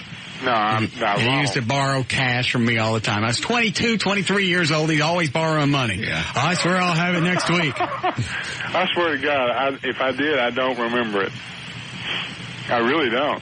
Make him send a gift certificate to Lowe's. Yeah, well, with 20 years or 19 years interest, you now owe Russ $22,000. What?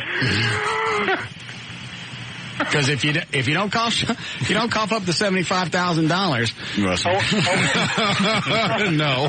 Are we on the air? Yeah, one of two things is going to happen. Are we on the air? Yeah. Oh, we are? Yeah. We're going to send the man up there. Correct. Well, I do miss Dallas, Texas, and the weather is not too bad up here. It's about 65, 80 degrees today. Mm-hmm. I finally get out of the cold front. But I remember he's giving a weather forecast now. When I was raising her. Try to be entertaining. Oh, is he? Yeah. We watched him on the ticket and all the other stuff you were on. And, he's talking about when we were on Hot Tickets. And we would laugh our butt off, and I'm going, what is this guy think he's doing? But I told her, I said he always wanted a job in broadcasting, and we used to work together at Pizza, and we made the baddest ass pizzas in Dallas. You know that. Sometimes all the money didn't go in the register. I know that's right. But no, I wish. Yes, okay. Well, now that I got your phone number, I'll call you when I get off the air. Okay. Right, the only reason I'm rushing you is we're running out of time. The next show is supposed to be in here. I understand. Well, you take care. All right. All right? All right, bye, Ron. I'll get his ass. All right, so we get him a cape, pantyhose over his head. So far, that's the best. 2 picks, 1 on each side. Yeah. And a pistol, obviously. Of course.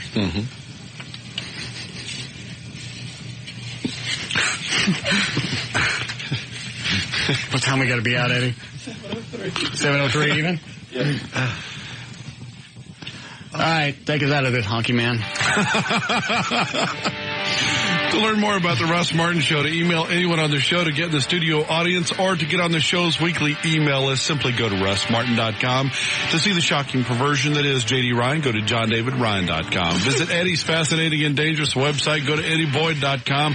To email us during the show, and only during the show, use the Russ Martin Show at hotmail.com. For information about the rest of the station, go to kyng.com. What? No. She did fade again. What? She did fade again. Here we are, 7:03. All right, we'll see you guys tomorrow. Bye-bye.